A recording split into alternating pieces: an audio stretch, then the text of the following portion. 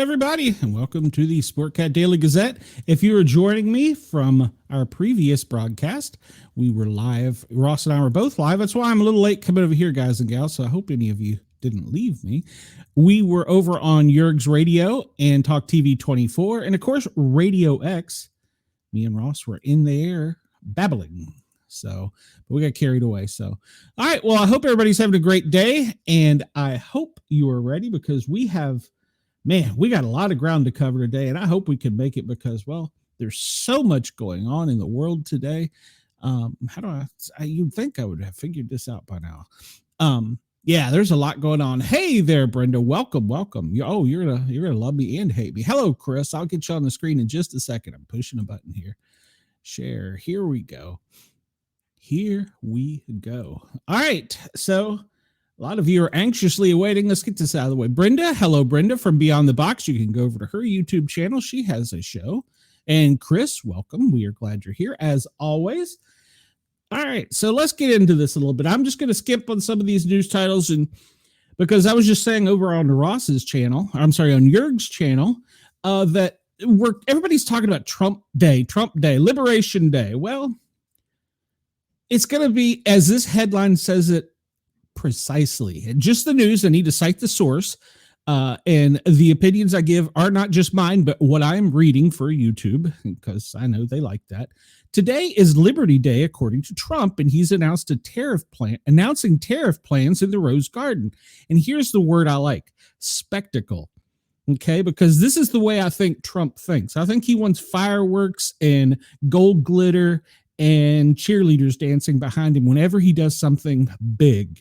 Now, that is just my opinion, but that's my feelings. So he set to announce his decision of implementation on an array of new tariffs on Wednesday, as some of the tariffs he's already announced are taking effect. He's dubbed Wednesday, which is today, April 2nd, it's not April Fool's Day, as Liberation Day. He should have done this yesterday. We'd had so much fun with it. And is planning an event at the White House Rose Garden to unveil his decision on broader tariffs. He announced the tariffs on Mexico and Canada early in the administration, but he agreed to postpone following negotiations with the leader of those countries, meaning Canada and Mexico. Each tariff adds a 25% on goods from the respective country, while tariffs were part of border security negotiations. Trump is expected to unveil broader tariffs to achieve his stated goal of rebalancing America's global trade. Now, what I hope he could do, exactly, I should not state my opinion. What I'm hoping he does is I'm hoping he shows that if we're charging XYZ, we're also being charged XYZ, so that we can show how we're trying to equal things out. So they say, we applaud the Trump administration for stepping up to end the free trade disaster that has devastated working class communities for decades. Now, this is the UAW auto worker leader who was for it before he was against it, before he was for it. I don't know. He spoke at the DNC. I don't know where this guy stands. He's all over the place. Of course, it's a union, so we know they're backed by the DNC. So anyhow, now they're saying he thinks it's great. All right, so there's going to be some policies and pledges during the press conference today. White House Press Secretary Karen Leavitt declined to offer a preview of the exact decision. Hello, Denise. Welcome. I'm glad you're here. We missed you. It's simple. If you make your products in America, you will pay no tariffs. We have already seen a number of the largest companies from the world respond to this approach. For example, Project Stargate, I don't know if I like the name of that, led by Japan-based SoftBank and US-based OpenAI and Oracle, announced a $500 billion with a B private investment in the United States artificial intelligence infrastructure. Artificial intelligence worries me. Apple announced a $500 billion investment in U.S. manufacturing and training. NVIDIA, who, if you don't know, they pretty much put everything in your computer, announced it will invest hundreds of billions of dollars over the next 4 years in the U.S.-based manufacturing. And the Taiwan Semiconductor Manufacturing Company, otherwise known as TSMC, announced a $100 billion investment in the U.S.-based chips and manufacturing she added. And these are just a few that have already been made. And it is clear that President Trump's America First approach is already working. All right. Well, I want to see.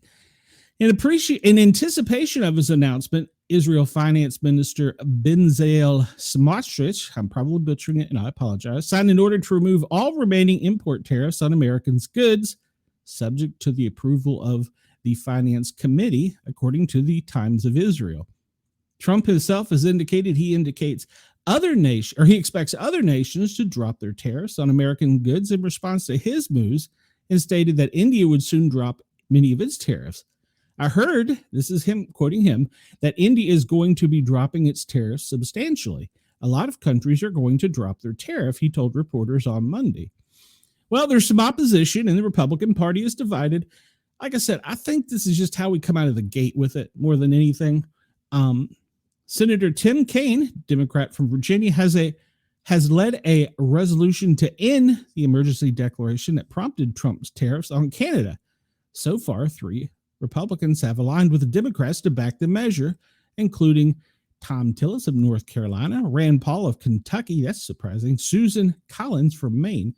At least one more Republican would be needed to sign on to pass the measure, which would more likely fail in the House.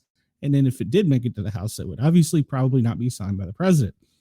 Some Republicans are enthusiastically on board with the tariff. Speaking on Just the News, No Noise television show on Tuesday, Representative Riley Moore, who's a Republican from West Virginia, pointed out free trade practices had led to job losses in his own district. The American workers have been living in a trade war for over 40 years. That is correct. And they've seen their jobs decimated, like mine in the state of West Virginia, where just last year, because the Biden administration would not implement tariffs on tin plate steel, not sure exactly what that is, that was being dumped into the market by China and Canada and some other countries. We lost 1,000 jobs in my district alone, and we had to idle that steel plant. So I'm guessing they're saying they just closed the doors that's still there and can go back to work. So that's not putting America first. I agree. You want to make sure that we take care of us Americans.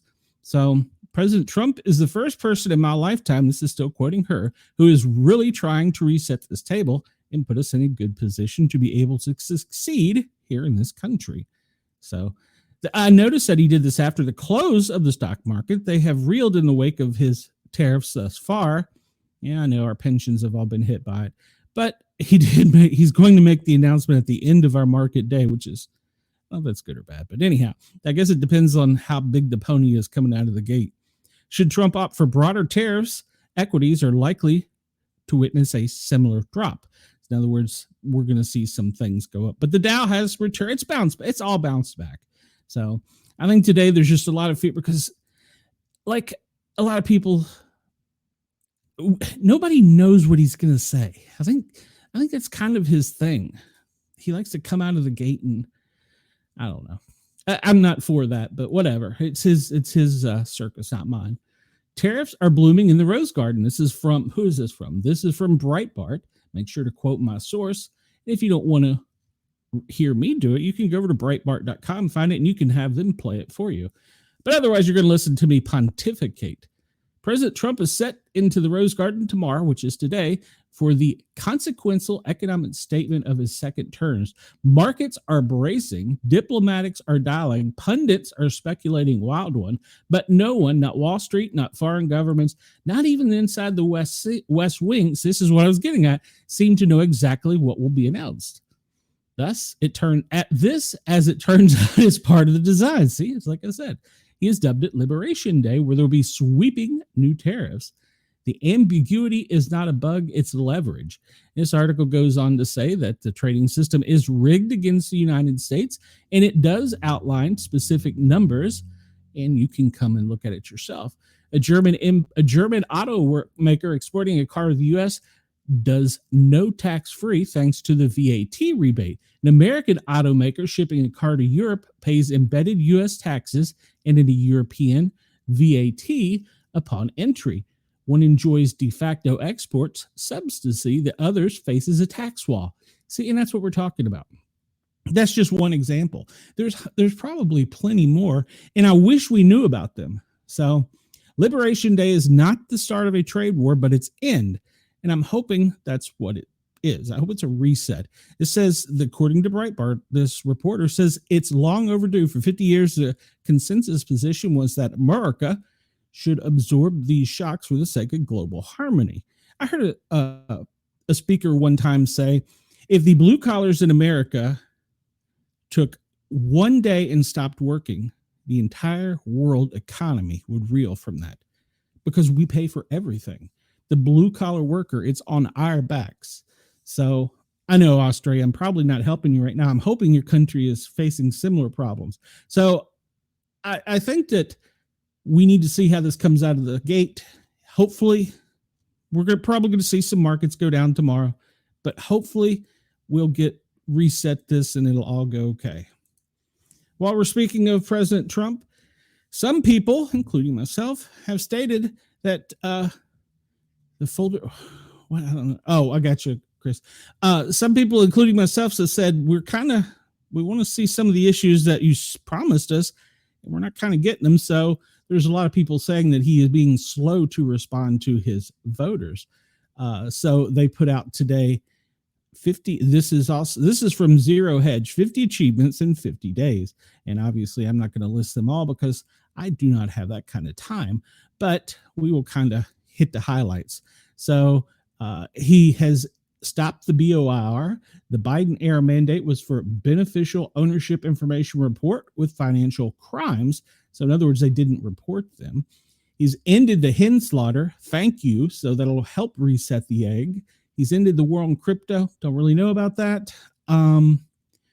DEI, that's a hot button. RFK at the HHS. Come on, RFK. You were put in there for a reason. Do something. You're kind of being slow out of the gate. I like the way that Trump come out of the gate. He came out shooting from the hip. Ending U.S. aid. That's not entirely true. They didn't end it. They merged it under the State Department. Yes, there were some people fired. Yes, there were some people that lost their jobs. Yes, there's some restructuring, but you can't continue writing your check. We don't use checkbooks anymore. We don't use 8-tracks anymore. We don't use cassettes. In my era, we went from vinyl to 8-track to cassette to CD to, I don't know what the hell you call it now. You just download it. So there's always change. And this is what's upsetting people. There's too much change too fast, but we've been too slow. You can go in here and read the whole 50 points if you want. He's pushed back on the legacy media. Big fan of, although I will have an article where Joe Rogan kind of goes on the defensive against him a little bit here in a few. Critical race theory ban. That's kind of a hot button, as well as a trans military ban. Hey, if you can pull the trigger and kill the enemy and you're physically fit to do it, I don't give a rat's ass. Chris says it's bullshit. The public on the release of the UN redacted. Exactly. What did we get out of it? We got nothing. So, in fact, I saw, of course, what's his name? The guy who did the film, Martin, the director. He wants to have it opened again. And I thought, no, that's just because you haven't had a movie out in a while, dude. That's that's your reasoning. So, yeah, push for food cleanup. Come on. We wanted that red dye out of our food. It's still, I've got yellow number 3 in my Mountain Dew here. Come on. Of course, that might make it taste bad, but we'll discuss that when it happens. I may argue that point. But yeah, so you can go over to Zero Hedge. The headline of the article is 50 achievements in 50 days, and you can read that, and they do outline all 50. We're going to kind of skimp them today because we're pressed for time. We're going to cover this one. This will probably upset some people on the other side.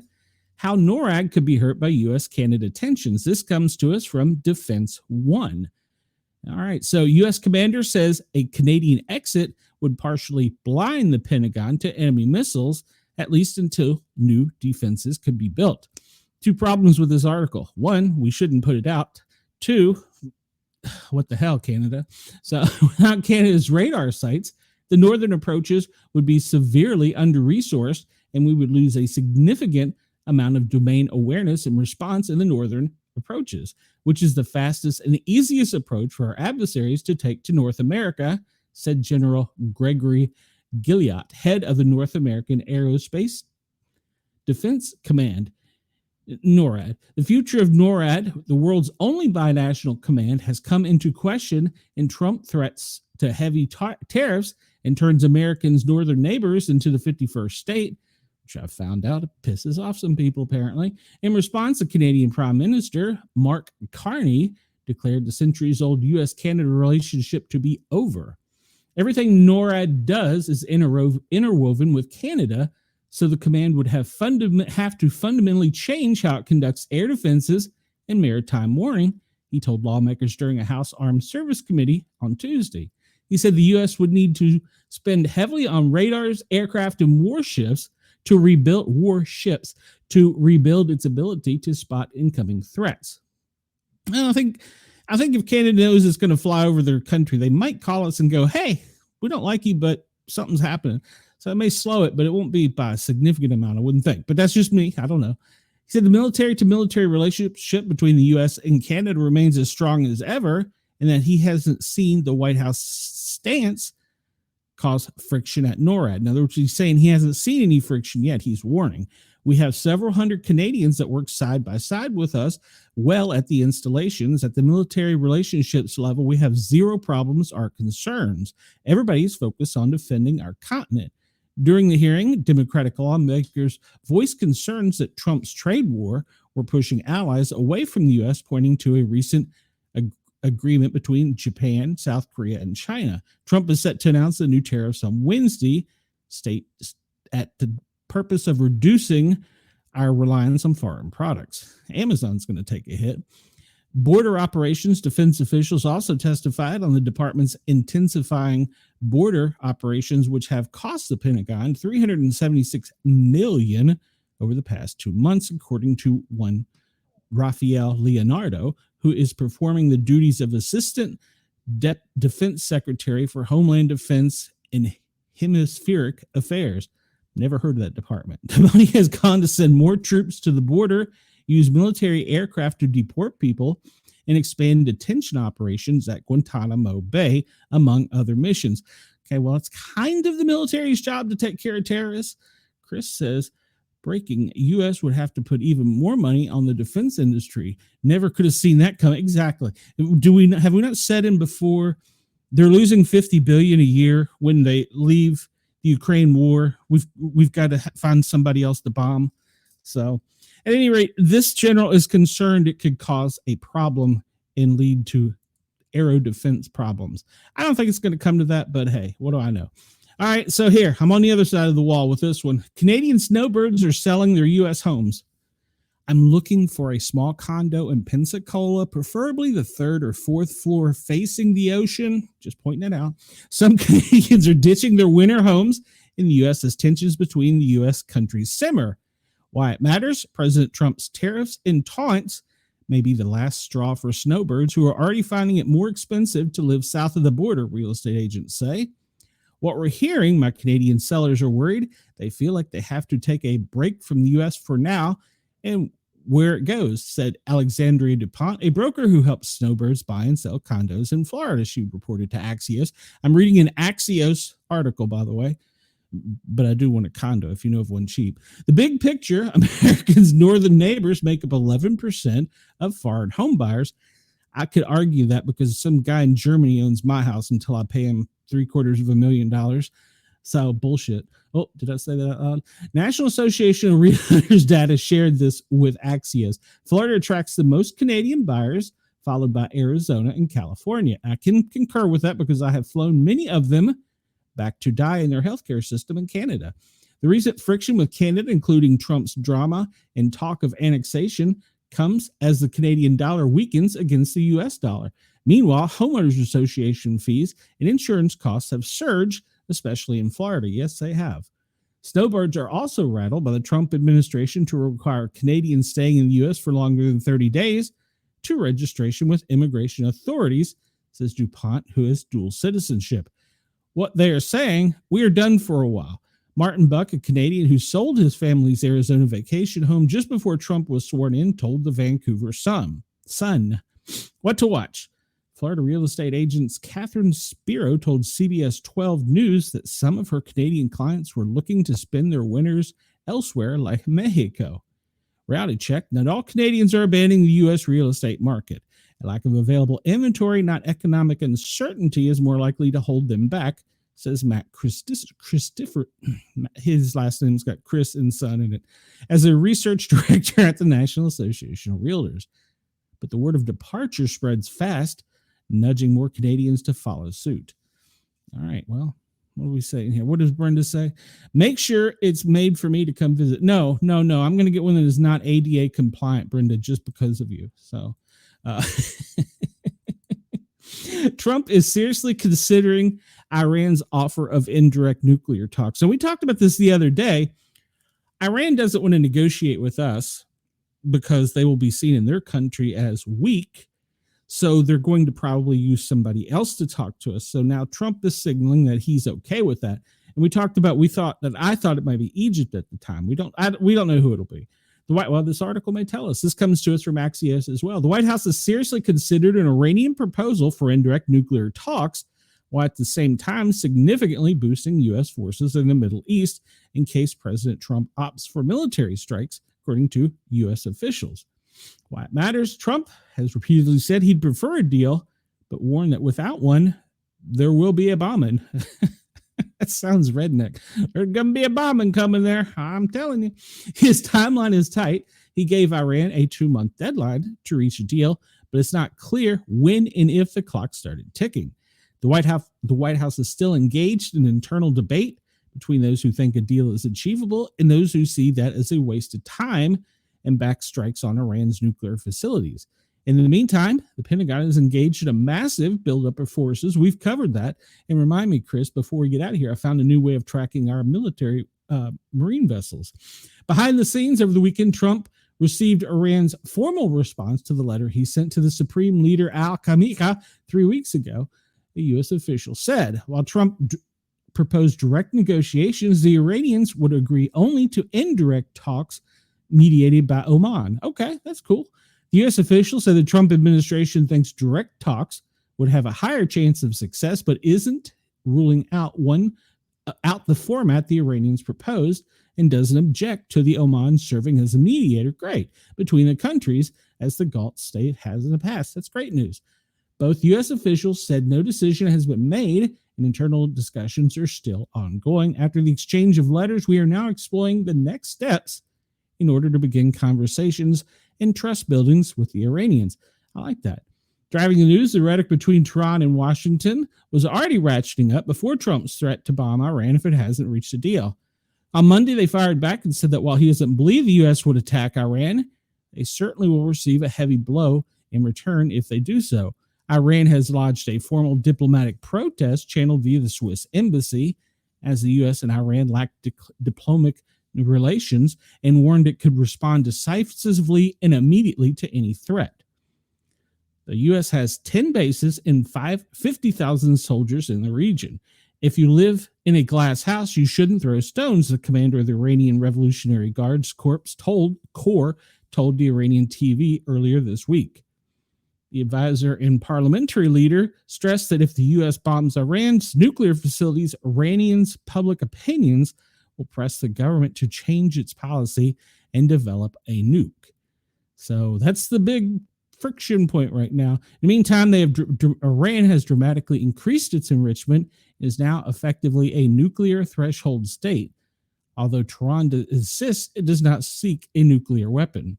Iran says it is also unwilling to negotiate on non-nuclear matters such as its missile programs, which Trump and his team have previously said must be on the table. The Pentagon announced Tuesday that it was sending additional troops and air assets to the region, and that 2 aircraft carriers, the Truman and Vinson, would remain in the region. Last week, we reported on this. The Pentagon sent several B-2 stealth bombers to Diego Garcia military base in the Indian Ocean as part of its plan. And also made a comment yesterday and said that was within striking range of Iran. It is not.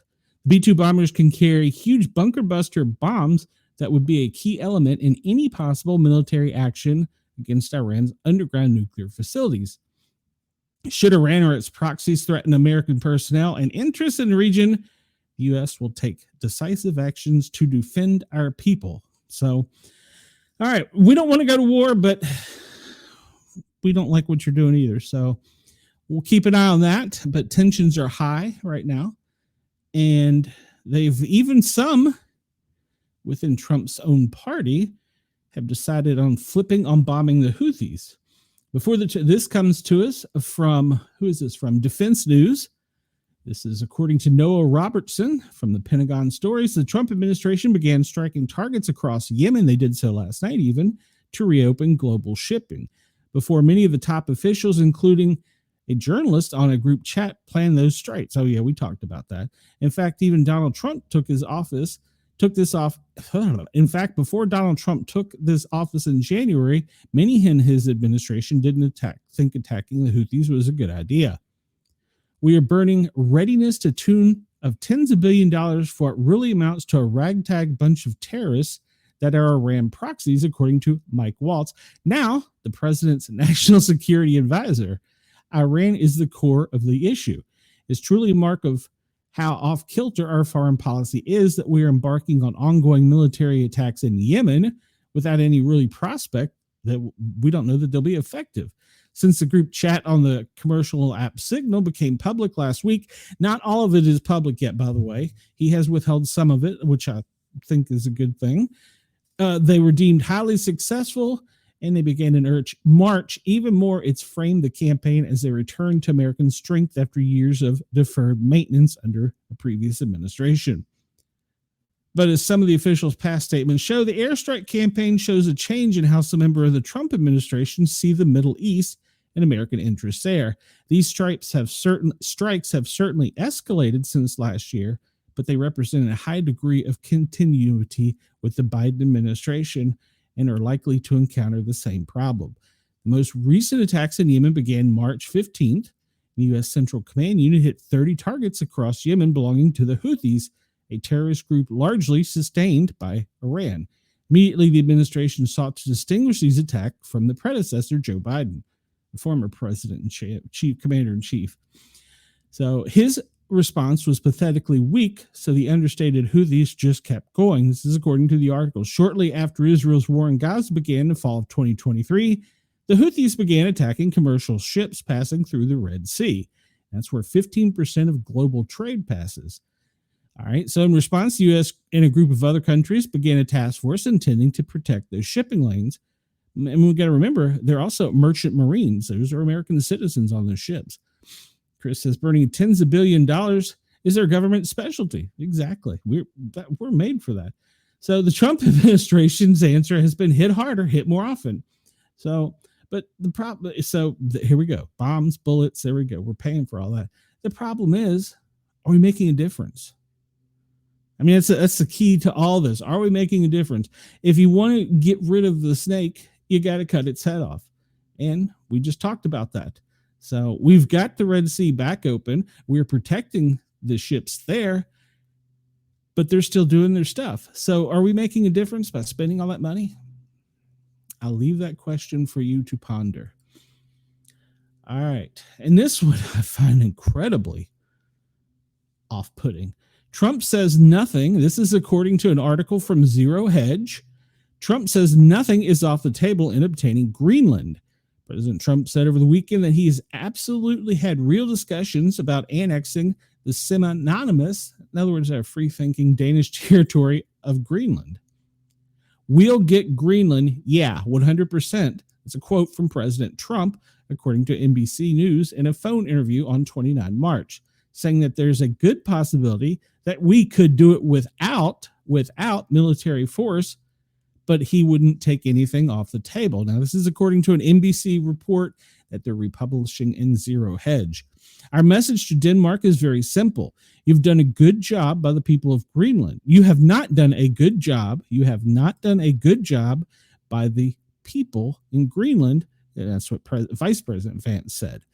NBC's asked Trump on the statement about annexing would send to Russia and other nations. And he said, this is President Trump. I don't think about that. I don't really care. Greenland's a very separate subject, very different. It's international peace. It's internal security and strength. That was according to President Trump. You have ships sailing outside Greenland from Russia, from China, from many other places, and we're not going to allow things to happen that are going to hurt the world or the United States. All right, so they're requesting many agencies, including Zero Hedge and the Epoch Times, I can't pronounce that, has requested the full transcript, but has not gotten it as of yet from NBC. So basically, Greenland, you're ours. Hey, the Canadians, they can go. Well, no, they can't go there north for the winter because it's cold and snowy. I might go there. I said a few weeks ago, what we should do is those mice that we got, the great woolly mice that we made. Let's let's make a bunch of them and turn them loose on Greenland. They'll come running out. And where was it last week? We reported on rats that were the size of cats. New York. Take some of them up there. Well, they might not survive in the cold. At any rate, the other headline we're talking about is Val Kilmer. Oh, he's one of the greatest Batmans. I'm your Huckleberry. The Doors. He was such a great actor. He had many great roles past Top Gun and Batman, of course. He was 65 and he lost a long battle with his health. This comes to us from the Daily Mail. And they're discussing easy to miss throat cancer symptoms everyone needs to know as Batman star Val Kilmer dies after a 10-year-long battle. His daughter, Val Kilmer's daughter, Mercedes Kilmer, whom he shared with his ex-wife, Joanne Whaley, revealed he passed from pneumonia in L.A. on Tuesday. He was diagnosed with throat cancer in 2014 and underwent surgery, including a tracheostomy, which significantly impacted his ability to speak. And if you saw the second Top Gun, you saw that. He was later declared cancer-free, but on several occasions he had spoken publicly about the impact the disease and his subsequent cancer treatment had on his health. He underwent both radiotherapy and chemotherapy, as well as the tracheostomy, a procedure to create an artificial hole in your neck to help you breathe. The latter permanently damaged his vocal cords and forever altered his speaking voice. Something a lot of people did not know, he actually sung a lot during the Doors movie. He actually performed Jim Morrison's part. He was excellent. If you haven't seen it, go watch it. It's great. All right, so throat cancer is not a medical term, with doctors instead distinguishing cancers that develop in this part of the body into two main types. I could argue with that, but because I worked for a cancer doctor. There are cancers of the larynx and of the voice box, and those of the pharynx, a hollow muscular tube inside the neck that starts behind the nose and opens into the larynx and windpipe. Cancer that affects the head and neck are the eighth most common let's try this again. Cancer that affects the head and neck are the eighth most common form overall in the UK, although they are 2 to 3 times more common in men than in women. About 12,500 new cases are diagnosed each year, according to the cancer research in the UK, and the incidences are on the rise. It is estimated to claim the lives of around 4,000, these are UK numbers, people a year, and I'm sure it's higher in the US. Doctors have recently warned that they are seeing more throat cancer in much younger patients, probably because of this right here, vaping. Just had to guess. In a report, a doctor revealed hundreds more people are dying from the disease than before the COVID pandemic, with almost a 50% increase since 2013. Smoking, alcohol, and HPV, a normally harmless virus, is spread sexually and through skin contact are the primary causes, but the symptoms of throat cancer depend on the specific type you have. And they reveal here some warning signs and how you can get checked out. A hoarse voice, earache, painful to swallow, weight loss, that's a big one, but it might be too late by then, and shortness of breath are some of the signs. And you can go and you can check this out. You can go to the American Cancer Society and get checked. This is one that worries me about. This is Sportcat, a cough that does not go away, a lump in the neck, shortness of breath. That could be many things, but anytime you're short of breath, you need to be checked. Brenda says, hey, what? Unexplained weight loss. Yes, the unexplained weight loss is a big sign because cancer loves sugar. And the more sugar you eat, the more you are feeding the cancer. I worked for a cancer doc for several years. I know just a tad bit about it, and it's a scary, scary disease. It's hard to shake. All right, so we're going to leave that, but make sure if you have any concerns to check with your doctor. Check yourself often because, well, you never know. It can sneak up on you. All right, so we all heard whatever you think of Democrat Senator Cory Booker's 25-hour speech yesterday, his temper tantrum, whatever. If this comes to us from Breitbart, so I'm quoting from Breitbart, and there is partially some opinion here. If Senator Cory Booker, the Democrat from New Jersey, hopes his all-night theatrics on Monday will be remembered, thanks to one of his staff members, they will be. Booker's staff member Kevin A. Batts was arrested Monday evening for carrying a pistol on Capitol grounds moments before Booker began his all-night speech on the Senate floor, protesting President Donald Trump's America First agenda, according to the NOTUS. I'm going to have to Google that one. I don't remember what NOTUS is. A NOTUS reporter witnessed staffer Kevin A. Batts being arrested Monday at 6:29 p.m. Eastern as Booker prepared to begin his speech around 7. He was handcuffed and placed in the backseat of a U.S. Capitol Police, USCP, vehicle outside the Senate side of the Capitol, according to the report. They confirmed the arrest Tuesday while Booker spoke on the floor. Yesterday afternoon, a member of Congress led an ID'd staff member around security screening at the Hart Senate office building and said in a statement later that evening outside the Senate gallery that the ID'd staff member, who was a retired law enforcement officer, if I remember correctly, he was from NYPD, and told our officers he was armed. All weapons are prohibited on Capitol grounds, even if you're a retired law enforcement officer or have a permit to carry in any other state or the District of Columbia, according to the police. Nothing noting Batts was arrested for carrying a pistol without a license. Booker is an avid Second Amendment restrictionist and has backed up his justification with false claims, including we have more people in America that have died from my short lifetime due to gun violence than in every single one of our wars. As he was still speaking on the floor at the time of publishing it. Wendell, Denise is here. Hello, Wendell. Welcome. So that comes to us from Breitbart. His staffer is taking some of his thunder. So, but yes, you cannot carry. All right, so we'll jump back over and piss off some people on the other side. This article comes to us from Zero Hedge. And this headline is, they were literally, quote, Michael Jacksoning him. Incredible details of Biden's decline. All right, so excerpts have emerged from a new book entitled Fight Inside the Wildest Battle for the White House by Hill's senior political correspondent Amy Parnes.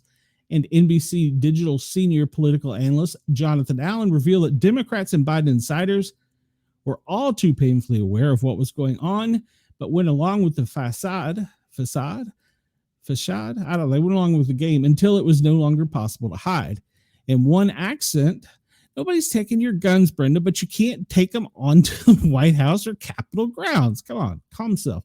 I do have an article about Georgia guns, but I'm not going to bring it up because I haven't read it yet, or I haven't vetted it yet. So this book is coming out, and there's excerpts, and one excerpt says, Biden aide shared that they had a resident makeup artist to cover how dilapidated Biden's physical appearance had concerned. A conservative commentator, Stephen L. Miller, put it, Stephen L. Okay, it's not Stephen A. They were literally Michael Jacksoning him and calling anyone who questioned him a conspiracy theorist. Well, that's pretty correct. At the G7 summit in Italy preceding the debate, Biden was tired when he arrived in most of the sessions, and aide told Parnes and Allen to cover the physical sides of Biden's aging. A makeup artist met with him in the morning when he traveled. The artist covered up aging signs before Zoom calls with his aides. Biden consistently made those makeup appointments, but he sometimes canceled. Now, you have to go read the whole text. But yeah, he would get his makeup done all day. So they were weekend at Birmingham. Another incident saw Biden at not recognizing or knowing Representative Eric Swalwell and having to be coached in to remember him. The Hill notes Swalwell had not been invited to the White House often, like most members of Congress, but when Biden and Swalwell come face to face, Biden didn't immediately recognize the congressman, according to the book. Swalwell noted to personal details in Biden of who he was, while they remained quiet at the time. Miller notes that everyone is coming out of the woodwork now in the book. Deals are being bandied already. All right, Democrat Party officials and White House staffers were well aware of the former president's frailties, ahead of the choice to end his ill-fated re-election bid last summer, according to exclusive excerpts in a new book. There's always a book coming out after every one of them. Yes, they should have coached him on walking up planes. Well, if you remember, they did, Chris. They changed. He no longer boarded Air Force One via the front door. He went in via the back door, which was lower steps, and he could take an elevator up to the presidential part. I think it's an elevator. It's not steps. I know that.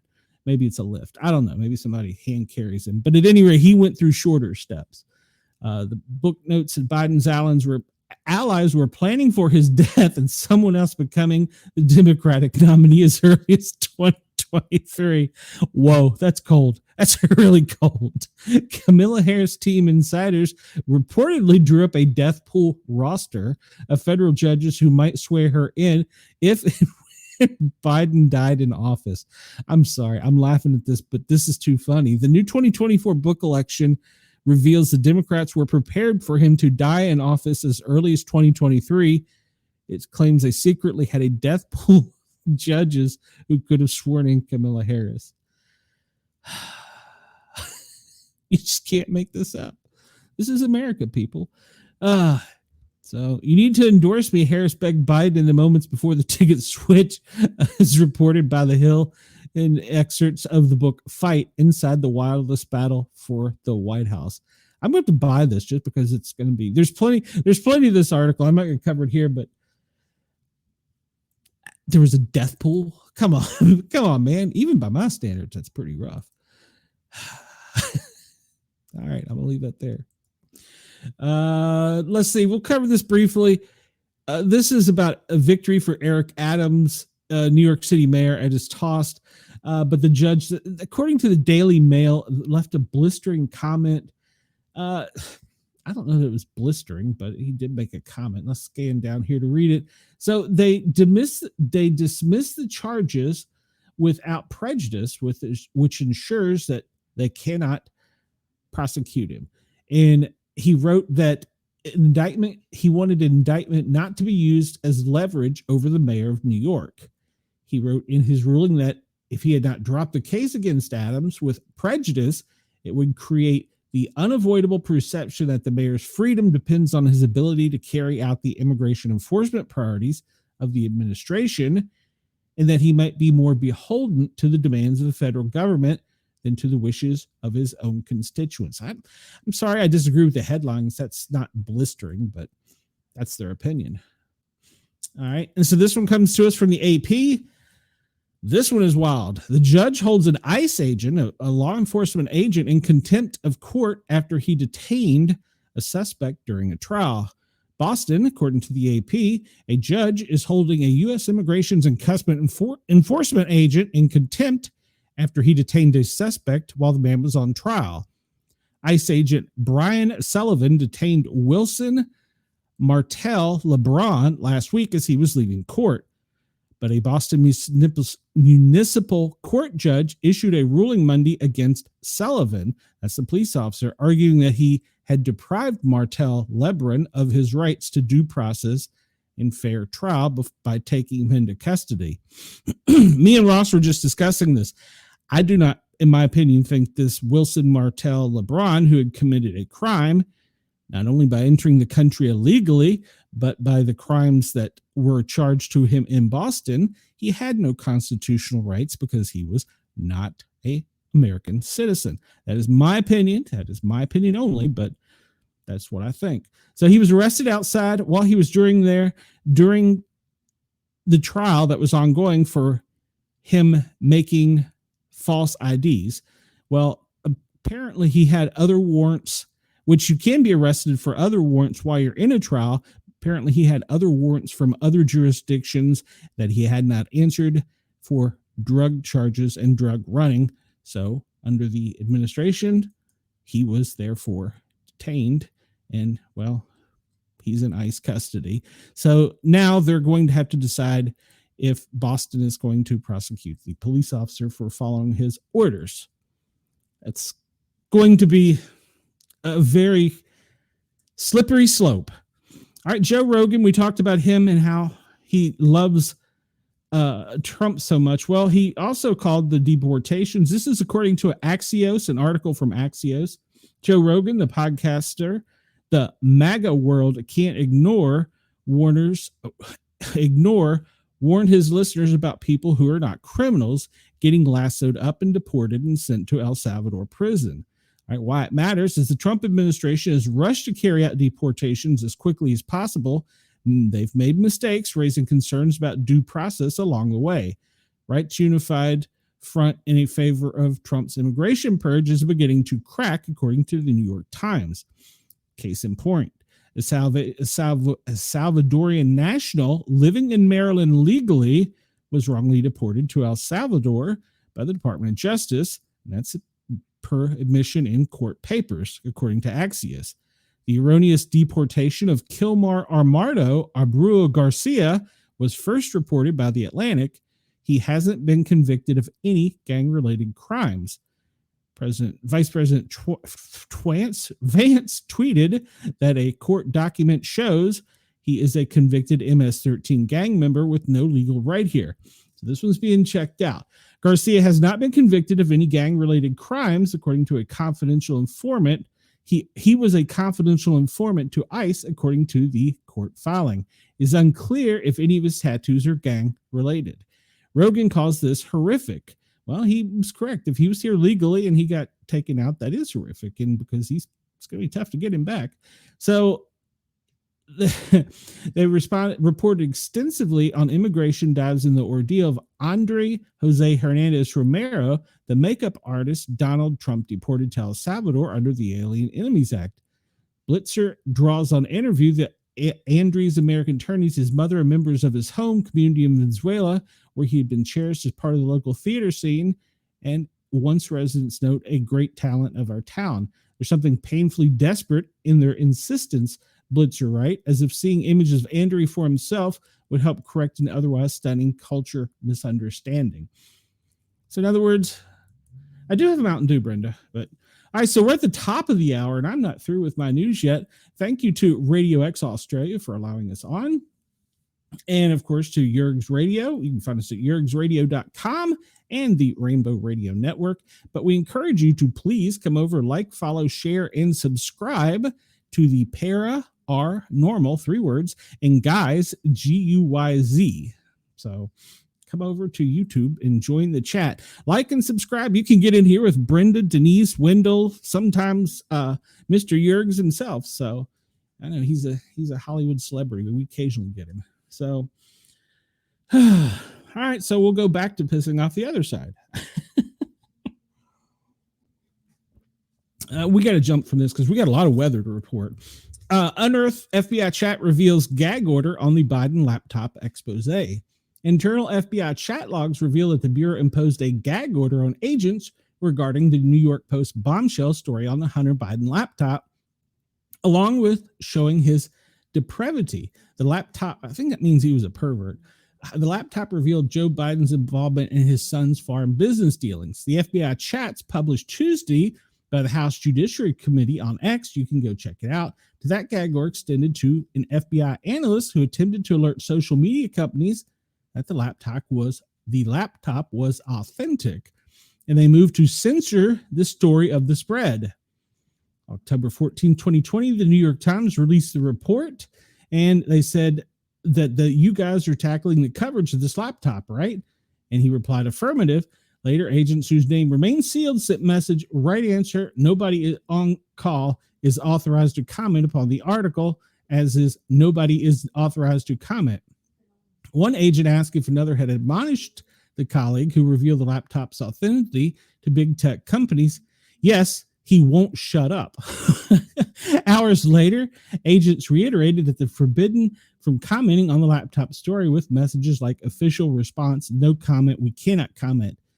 And previously described interview revealed that during a Zoom meeting with big tech, an FBI agent was interrupted before he confirmed the laptop was real and already in the Bureau's possession.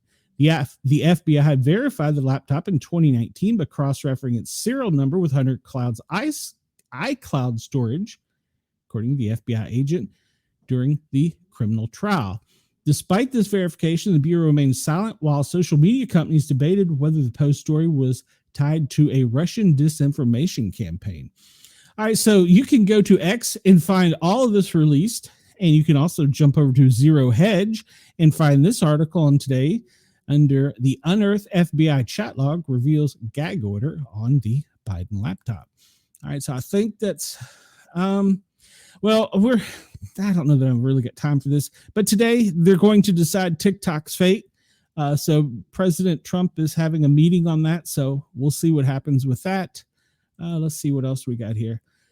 Death of a veteran found in a car at the California VA is the latest in a string of suicides. Yes, we wanted to highlight military police veteran was wanted by the police for was found dead from an apparent self-inflicted gunshot wound outside the VA. And this report, it's a great article. This comes to us from military.com. It's an official website of the military. And this goes on to talk in here about the problem with our veterans they're facing. Let me go down to the statistic here. There were 6,407 veteran suicides in 2022, 3 more than 2021. Of that number, 6,136 were male, 271 were female. And then they go on to speak about how the number is growing and with the things that are going on. Where is the number? There's one every so many minutes. And 17 veterans die each day by suicide, and our work is not finished. You're correct. If you need someone, reach out, call out, go over to military.com and check out this. I hate to sound like I'm bumping through it real quick, but veterans deserve better. All right, let's go to other news, and I can come back to that if we have time. FEMA has failed me. Let me see if I can update here. Nope, FEMA has still failed me. So they're still on yesterday's news. FEMA. It's bad day coming, and it's FEMA letting me down. 17 today is horrible, Chris, for it, no matter what you are, as far as military, police, fire, EMS, whatever. We need to do better as a country. We need to take mental health more serious. All right. Speaking of mental health, our president today, his schedule. Oh, good Lord, I hit the wrong button again. His schedule today, President Trump's schedule. Of course, we know there's always a 9 a.m. press time for in pool. 11:14, lunch lid was called. In other words, White House was sealed. 4 o'clock, that's the big show. President participates in a Make America Wealthy Again event. And it's in the Rose Garden. And unless you're pre-credentialed media, you cannot attend. Now, I had not heard that it was called Make America Wealthy Again event. Mawa? No, it's Wawa. They're a gas station, aren't they? So we're Mawa. All right. Mawa today. Mawa for everyone. All right. We're going to jump over to the National Weather Service since FEMA is apparently letting us down, and we're going to discuss weather. There's a lot of it. We'll look down into the Atlantic and the Pacific, and we see there's nothing currently. We'll discuss that more in a bit. But what we are going to discuss is from the Great Lakes all the way down to Mexico, stretching across the midsection of the country, from Illinois, Missouri, Oklahoma, Texas, on the western border to Ohio, Kentucky, Tennessee, Mississippi, and Louisiana on the eastern border. We are expecting severe weather today. And in case you do not have a weather radio, I wanted to bring this up in present.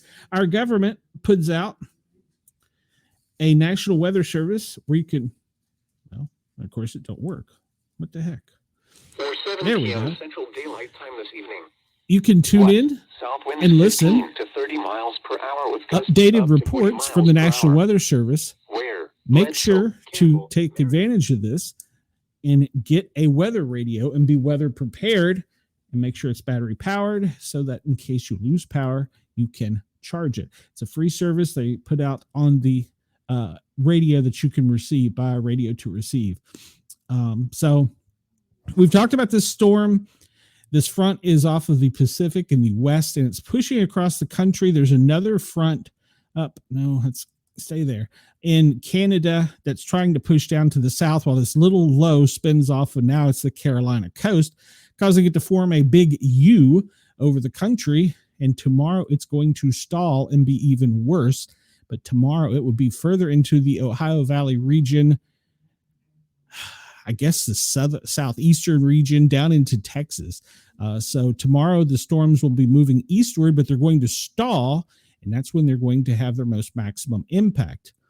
By day 3, they're still going to be there. This is Friday we're talking about it. So this storm is going to sit there. It's going to dump horrific amounts of rain, produce tornadoes, and it's just getting fired up, folks, because it hasn't even gotten the energy from the Gulf yet. We'll look at it here on the radar in just a minute. But as it continues to go across the country, it's just going to sit there. And it's not going to be pretty for the Ohio Valley, Southeast, and parts of the Mid-Atlantic. And it's starting this afternoon, where today it could be very bad with high potential for tornadic activity pretty much through the midsection of the country. So that's a synopsis of it, but it's bad. It's bad. We'll leave it at that. All right, down under, let's look at your weather real quick. We're looking at your live satellite. Looks a little cloudy over Queensland along the Northern Territory coast, down along on the west side to Sydney. And it looks relatively clear over the southern and western portions. Let's pull up your radar. And it looks pretty much the same along the coastline. There's some storms. They're extending further into Queensland, where we know they've had some problems with the flooding. And so there's been a lot of problems with flooding in Queensland, and there's been a lot of people displaced from the past cyclonic event that came through. But now these rains are not helping. So they're anticipating participation to be mostly up in the northern Queensland section there along the coast where they join. Where they join right in the little, there's probably a name for that I need to know, but right there at the top of the country. Along the coastline on the western side, you're going to be highs in the 80s, and along the eastern side, it's going to be, in the 70s. All right, in the middle of the country, will remain relatively cool in the high 60s. All right, so that is you guys, and I know that probably wasn't a very good job, and I apologize. And let's look at the temperature inversion that we're seeing here. Yes, they had the storm that didn't move a few weeks ago with that cyclone, and it was brutal to the east coast of the Gold Coast of Queensland. It was horrible to them. It just took out, I don't know if you looked at any pictures, but it took out feet of beach. I mean, just gone. So, all right, we'll start with looking at temperatures here, and we see, as we talked about, that front in this one are trying to push down. Well, it's in the 90s down into Texas, Monterey, Mexico, and in Seattle, it's in the 40s, while over on the East Coast, up in Maine, it's in the 20s. So this front's trying to push down, while this other one's sitting off of the Carolina, it's now the Carolina coast, and pushing back a little bit is causing this cold front to bow. And when it does, that's when it's going to get into all this heated area and get the Gulf energy. And as we've talked about, it's starting to form now. We'll look and see if there's any warnings out. But once it taps this Gulf of America energy, it's going to explode, and then it's going to just sit there. And today, the primary concerns of rain will be Milwaukee, Chicago, St. Louis. Where is this? Little Rock, Dallas, and Waco. That's how far today's line of heavy rain is going to stretch. There's going to be quite a bit of wind. We'll get to the bigger wind map here in a second, so we'll leave that one alone. We looked at temperatures already, so let's jump off of this one. And let's go to, we looked at the satellite view of the Earth. Make it bigger. There we go. And this is just the satellite view of all the different the cloud activity. And we can see how it's trying to push across with just a little bit of pushback over here, causing it to bow downward to the Gulf. There's already, I think, a wind warning here. We'll find out about it today, Wendell. There was an alert that went off on my phone early this morning. I didn't wake up in time to see. Apparently, it goes away if you don't look at it. I don't know. It was kind of weird. We've kind of already looked at the cloud cover in Australia, but this is on NOAA. You can go look at the world in real time. They put all the images together, and just for Brenda, they make them into a big blue marble for you to spin around and look at. It's quite gorgeous. Brenda loves this one. Actually, I think she likes the other one better. All right, so this is real-time radar. This is real-time warnings.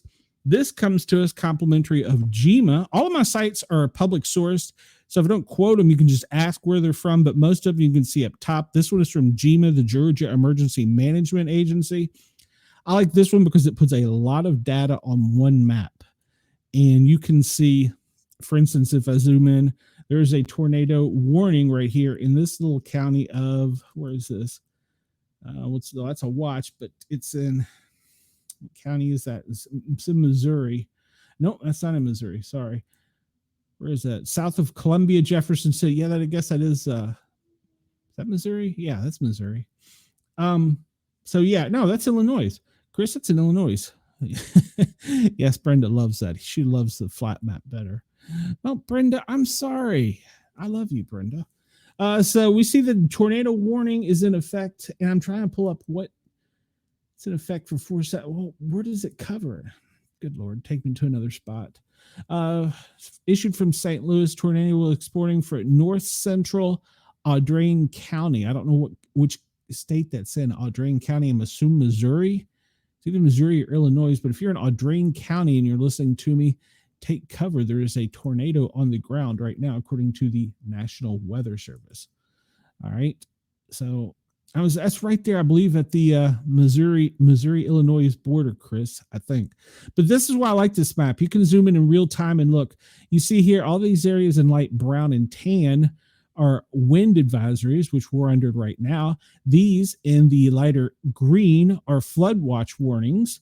And then you see the yellow, we start to get into some significant thunderstorm warnings. And then when it turns red, that's when there's something on the ground. The blue dots represent earthquakes, and they are by different aging. Sorry, I'll take that comment down, Brenda. But you can look at the real-time satellite and see the heaviest rain right now is just west of Chicago, stretching down, but it's starting to get that energy with that tornado. It's still on the ground, according to the National Weather Service. Special weather statements all the way down to Killeen, where Brenda is, Waco. So that band stretches that far, basically from Killeen, Texas, Waco, across the country in a northeastern manner, almost dead even with Chicago. And it's just starting to gain its energy. So today is going to be a rough day, but the next two are going to be even rougher. We see up in the northeast, look up here, Rochester, they're getting a mixed bag of stuff. They're under a wind advisory in Vermont and Maine, and they're probably going to get a little snow and mixed precipitation as this front pushes through. And we follow back over across the top of the country, and we see that Montana and Bismarck up there as well. It's getting snow, and the snow is pushed off from the west. Is it now snowing in Colorado, or is Colorado done with it? I think Colorado is done with it, but they have a red flag warning in not Denver, Colorado. Whew, I'm a brain cramp. I'm trying to go too fast today. So, but yes, that's why I like this map, because Brenda Wendell, I'm not going to put that. She does say that is bad outside. I know she's in somewhere down in Texas. I think she's near Killeen. And we'll zoom in a little bit if Brenda, if she is around Killeen. There's just a little cell right there that's moving through. But the worst part for you is when this taps this energy right here. That's where it's going to be the roughest.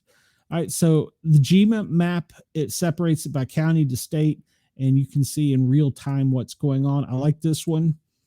Some severe storms now ongoing up in Pennsylvania. If you are in Warren, Bedford, Bradford, up in that area, it looks like it's severe thunderstorms, but that's a pretty intense cell, so keep your eyes open. And we already read that. This site is also free, and I get nothing out of promoting them except for knowing that people are safe. This comes to us from, no, go to Weather Warn. What are you doing? No, stop. What did I do? Did I hit the wrong button? Continue. That's the button I wanted. Why is it not working? Hello, work. Weather Warn, close. All right, I don't know what I did there. All right, so this is Weather Warn at affirmtech.com. And also in real time, it shows you the activity to the right on a map, and it'll show where the areas for intense thunderstorms are, which right now we see it's from pretty much Texas to the Great Lakes. Wind, well, that's pretty much all of the Great Atlantic, southeast down into Texas, into the Panhandle, and tornadic events pretty much for Arkansas, Louisiana, portions of Texas, Tennessee, Kentucky, and it's going to be growing throughout the day. But over here on the left, you see that they put these weather warnings out in real time, which is issued by the National Weather Association. Oh, who's somebody?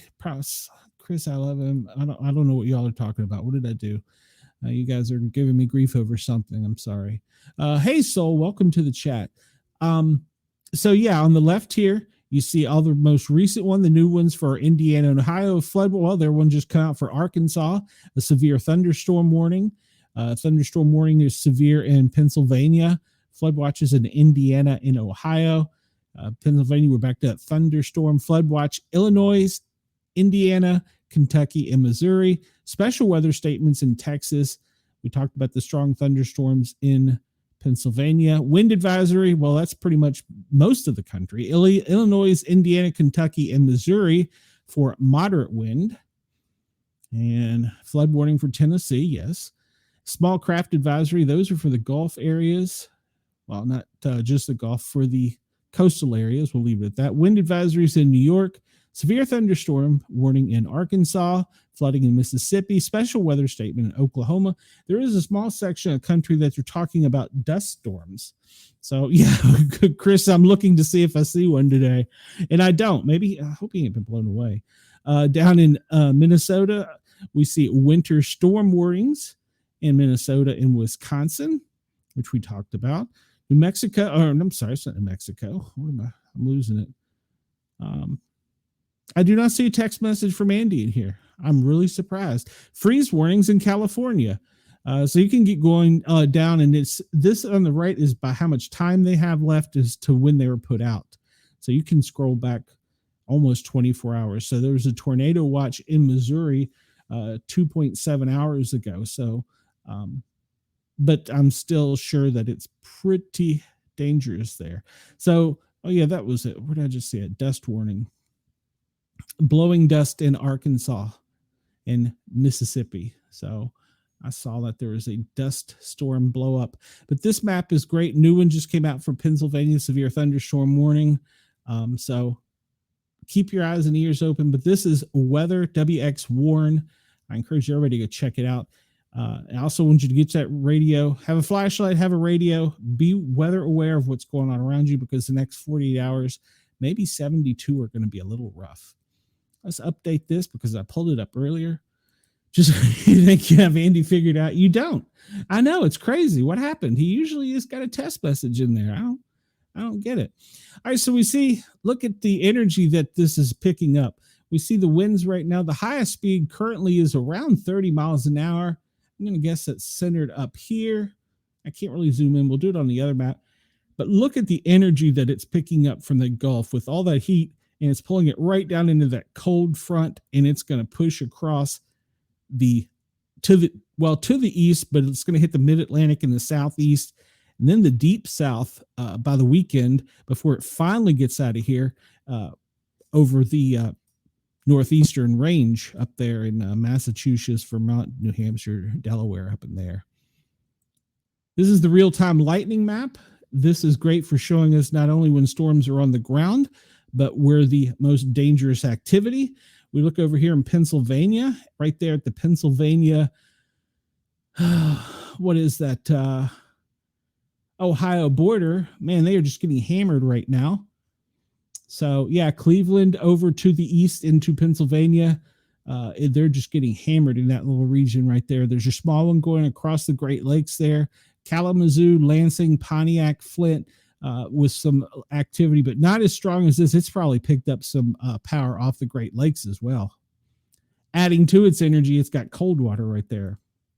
We skirt down here and we see the next area where it's the heaviest concentration would probably be in Arkansas right there. Actually, it's at the state line there between Illinois, Arkansas, going into Texas.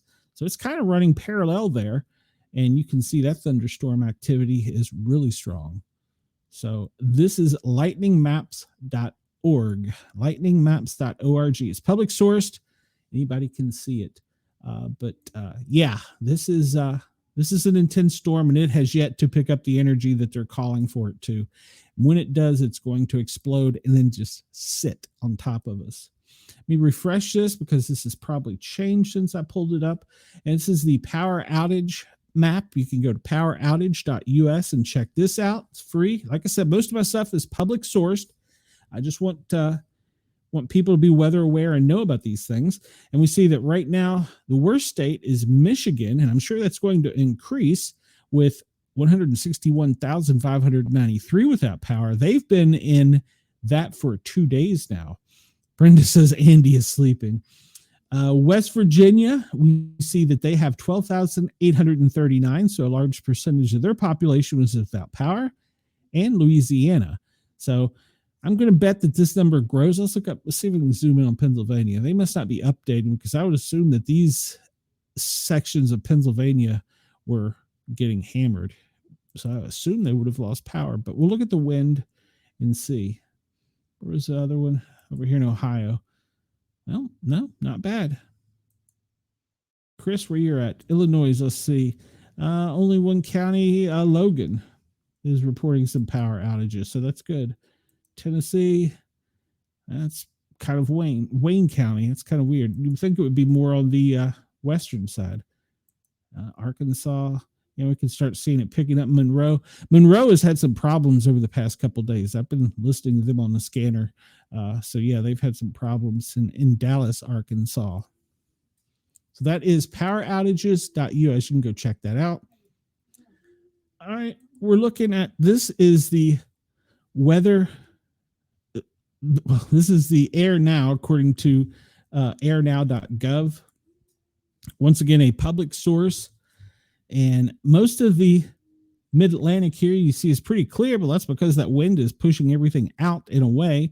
Brenda, over in Texas, you're kind of suffering with some bad wind and air right now, and that's probably going to push through later in the day, but that's where the air quality is the worst right now. Pretty much Oklahoma, Kansas, parts of Texas, and border of Louisiana. You jump over to Tucson, where the heat and the dust are, in Phoenix, and El Paso there as well. That's where the air quality is moderate. It's not as extreme as it was the other day.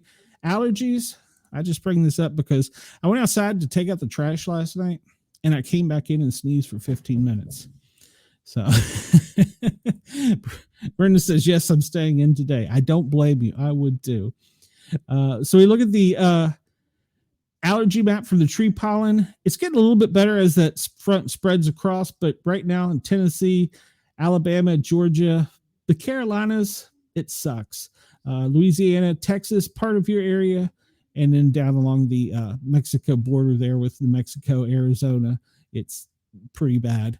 And it's finally starting to hit over on the Colorado, or on the Sierra Nevadas, down into Cascades region in California. So they're starting to see a little bit of allergies pop up. We'll pull up the aches and pains map because for some reason I was feeling it today, but it looks like the worst section is coming down out of Canada, and it's right up there where they begin all the storm and significant weather in Michigan. So I'll imagine they're suffering some aches and pains. This is on the Weather Channel. You can look this up and see. Interesting little side note here is the difference in temperatures as this front comes across, as to how warm it was, as to how cold it will be. So you can see the blue is -8 in parts of Texas, Brenda. So as this front pushes across over the next 24 hours. All right, let's look at wildfires real quick. I'm going to look at the smoke since we just did the air quality. And we see a lot of that air quality is being affected by these fires. The smoke put off from the fires, but it's all being pushed to the south. Looks like it's being pushed to the southwest. Let's take a look at the actual fires themselves. This comes to us from NASA and the Forestry Service. Well, Oklahoma, you're getting a little bit of a reprieve. And down along the border in Mexico, Texas, New Mexico, Arizona is red flag as far as that conditions are ripe for fire. And in Colorado, sections of Colorado just south of Denver, Pueblo, Colorado Springs, that section. Phoenix has still got one fire burning. There's one fire in California, but we still have over here on the other side of the Appalachia in the Carolinas, that's burning pretty good. So hopefully the rains will help quench that. There's still the fire even down on the coast of the Carolinas out by the Outer Banks.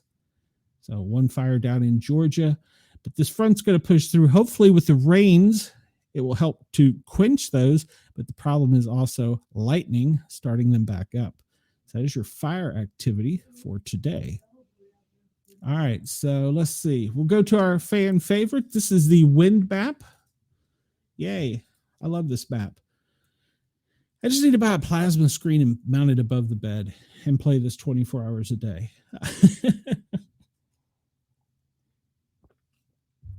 What we see here is pretty much the same, but if you're listening on any of the FM or internet radio stations, come over to the Paranormal Guys, guys spelled with a Z, and check it out. Or just search out Sportcat's Daily Gazette and see our most recent show. No, Ginger, I didn't mention fire. But we can see from the wind here, this is an AI generation of what the wind conditions are in real world on our big blue globe. And we can see that coming out of the Gulf of America, that wind is just pushing straight up to the Great Lakes and spinning around where it's meeting that front.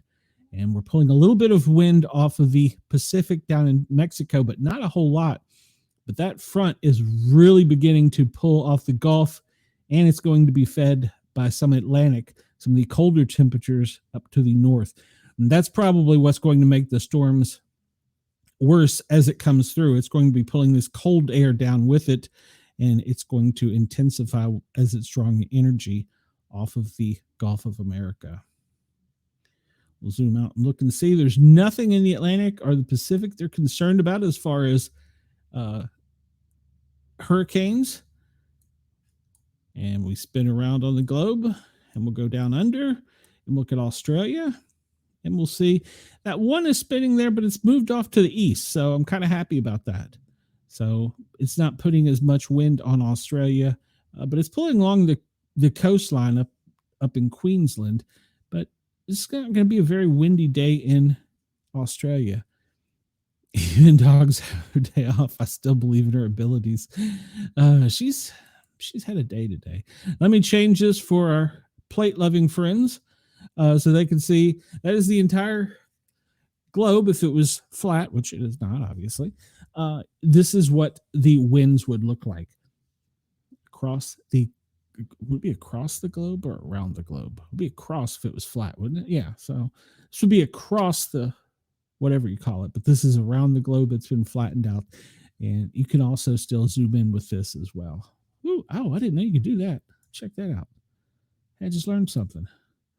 Where they mold them together just for Brenda, you can, that's pretty cool. You can bend them. I like that. So see, even when it's flat, you can change it. I'm giving Brenda grief. All right, so that is the win. You can also, just for giggles, if you want, you can see where the waves are flowing and how the waves are flowing throughout the world and how the currents are being pulled. Let's look at that one down in Australia where that cyclonic event was. Good Lord, that's throwing me off. So that little cyclonic area, it's really not pulling the current out that much. Huh. All right. Go back to our big blue globe and take a look. And with that wind down here, it's not really affecting the current as much as I thought it would have. I figured it would have been pulling it away. Huh, interesting. Okay, well, I learned something today. All right, so if you want to see this, hold on, I will tell you where you can find this. Let me close that. You can see this at earth.nullschool.net, and you can see the waves or the wind in real time with AI. Wendell, I know you like this site. Let me update it real quick. This is the latest earthquakes according to the USGS. You have Andy on the radio. We'll tell him to send out a test message. We're worried about him. Or tell him to come over to YouTube. Like, follow, share, and subscribe.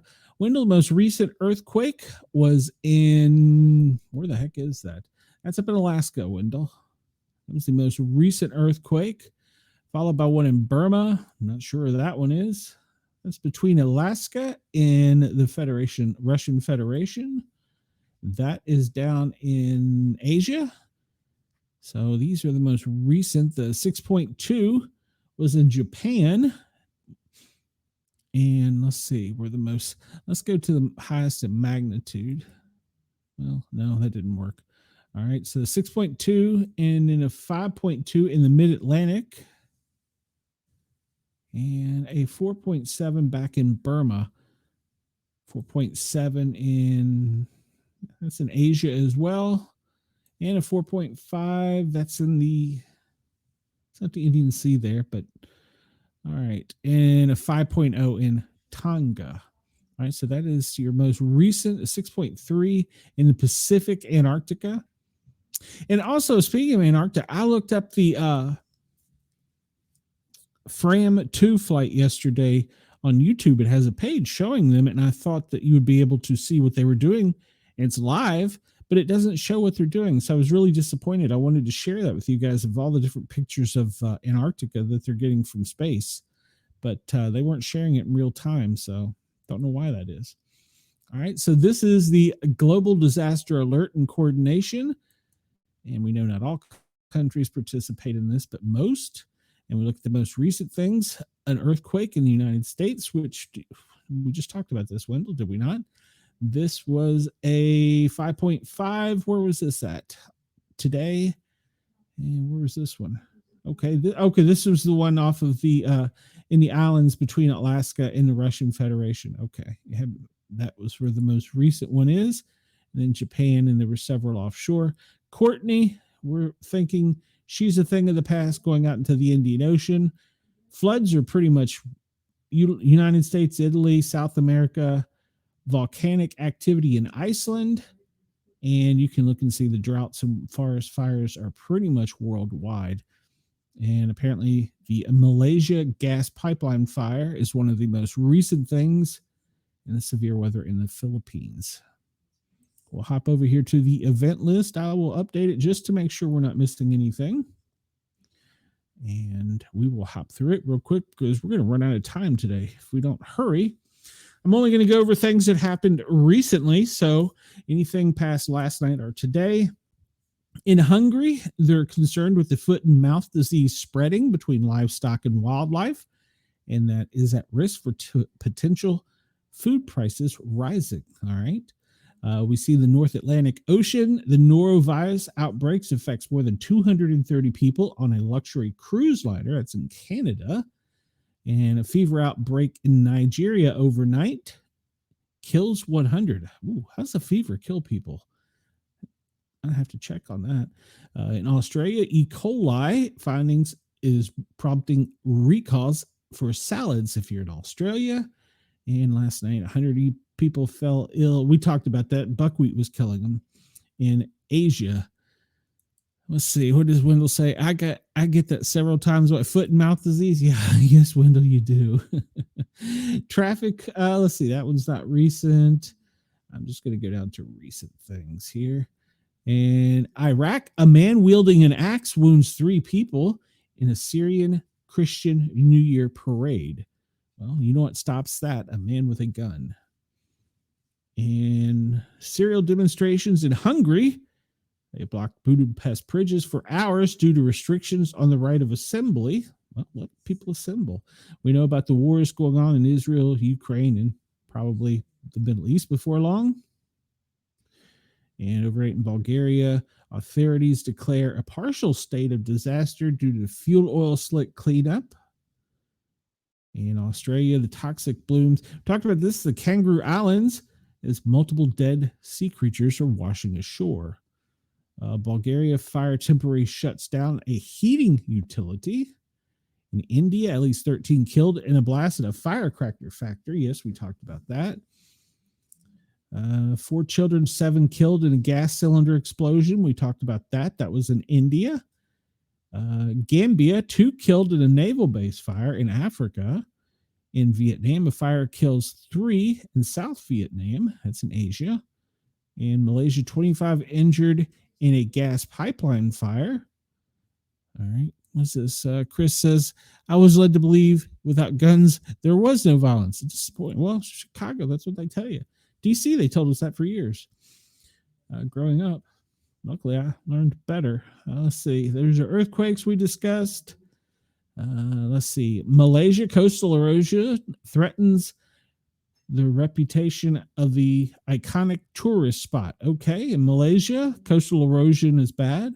We talked about there's volcanoes going off in Australia and, of course, in Hawaii, Kilauea, and the Spur. And is that the Great Sitkin volcano? I'm not familiar with where the Great Sitkin is. Probably Australia. Floods swamped the Australian cattle country. That was a travesty. We didn't really talk on that. High waves caused damage on the Sydney waterfront. Man, they just can't take so much war over there. Gosh, I'm so sorry, Australia. So the high waves are causing damage in Sydney, in 20 mile an hour northwest. A tsunami. Okay, 20 miles northwest of Alaska. A tsunami. Okay, that's interesting. We didn't know about that one. Samoa, we have talked about in the past with them having power outages. And let's see. In the United States, a plane crash in Ohio. Let's look that up real quick. So that's the biggest volcano in Yellowstone. Thank you, Wendell. A pilot was killed after a small plane crashed in Ohio on Tuesday, according to reports. Crash occurred at 5 p.m. local. Tuscarawas County. Fox reported news citing officials with the Ohio State Police. No one else on board the 6-seated plane when it crashed, so just the pilot. All right. There's been 123 plane accidents this year. 23 of them have been fatal, according to the NTSB. Yes, that is correct. All right, let's go back over here. India, at least 5 dead after a bus collides with an SUV. I'm not sure if we talked about that one yet. New Zealand, 13 injured in a crash. Helicopters flying people to the hospital. So I hope they were injured in a crash and then helicopters were flying them to the hospital. I hope that's the case. It's listed as a super volcano. Thank you, Wendell. I did not know that. See, Wendell likes the earthquake and volcano news. And let's see, what else have we got here? We are going down. Nothing. Well, India, 3 dead, 4 injured as privately owned trains collide. We did talk about that one. Thailand, 36 tourists and a crew caught in a huge blast. In Germany, the cruise ship, we talked about that. And let's see, it's drought, extreme rainfall. It's right now for everybody. And hail. We did talk about severe hail yesterday, and it's going to be worse today. A heat wave. Mexico's had a heat wave that hit most of Mexico this week. And extreme lightning across the globe. You can go find this under searching out global event lists. And talk about thick fog, severe weather. Greece has severe thunderstorms. The United States is having severe storms right now. Tornadoes, golf ball size from Great Lake to Texas. We talked about that. Lots of storms to talk about. In Missouri, there was a tornado earlier, and there were several in Missouri earlier. So Missouri has already caught it. Kansas caught it before that. So in Idaho prior to that. All right. So that is from the global event list. You can go find that. That is public sourced. This is what is this site? This is a USA Live map of events as they have happened and been reported in News and X. And we will start, where will we start today? We'll start up here in Vermont, and we'll see a worker killed after being crushed by a 1-ton animal feed bag. Good Lord. All right, we'll jump down here to Boston and see that fire damaged a home in Cranston. On the coastline here in New York, a 31-year-old woman identified as Jessica Hoyle shot in the head and killed outside 3442 Mickle Avenue in Williamsburg, Bronx, New York on Tuesday, April 1st. Tuesday evening at approximately 11:07 p.m., police responded to a 911 call of assault and a progress inside the Mickle Avenue residence. Upon officers' arrival, they observed a 31-year-old female with a gunshot wound to the head. EMS responded and pronounced the victim dead on scene. The investigation is ongoing. Goodness. 54-year-old man was fatally stabbed in the Bronx. That was last night. Stab wounds to the torso, was transported to the hospital where he pronounced dead. I've warned you all. We've talked about this. Uh, Chris says Andy not testing should be considered a global event. It should be. We've talked about this. The knife injuries and stabbings are going to go up. 70-year-old man was stabbed in the head and chest with a knife by a woman inside of 507 Chelsea in Manhattan on New York 1st. Incident transpired inside the building. New York PD is searching for a female suspect. Police guarded the crime scene in the main lobby. And 2 firefighters were injured as a fire engulfed a home in Linden, that is in New Jersey. If we get to it, there have been some line of duty deaths in both police and fire that we need to talk about if we get to it today. I need to highlight that. If we don't get to it, we will just highlight it on Friday. Tuesday night, a teenager was shot in a rec center, and that is in Philly. And they're investigating after a man was shot multiple times in an apartment in Upper Roxborough. Let's hop down here into Andy's neighborhood and see what we got.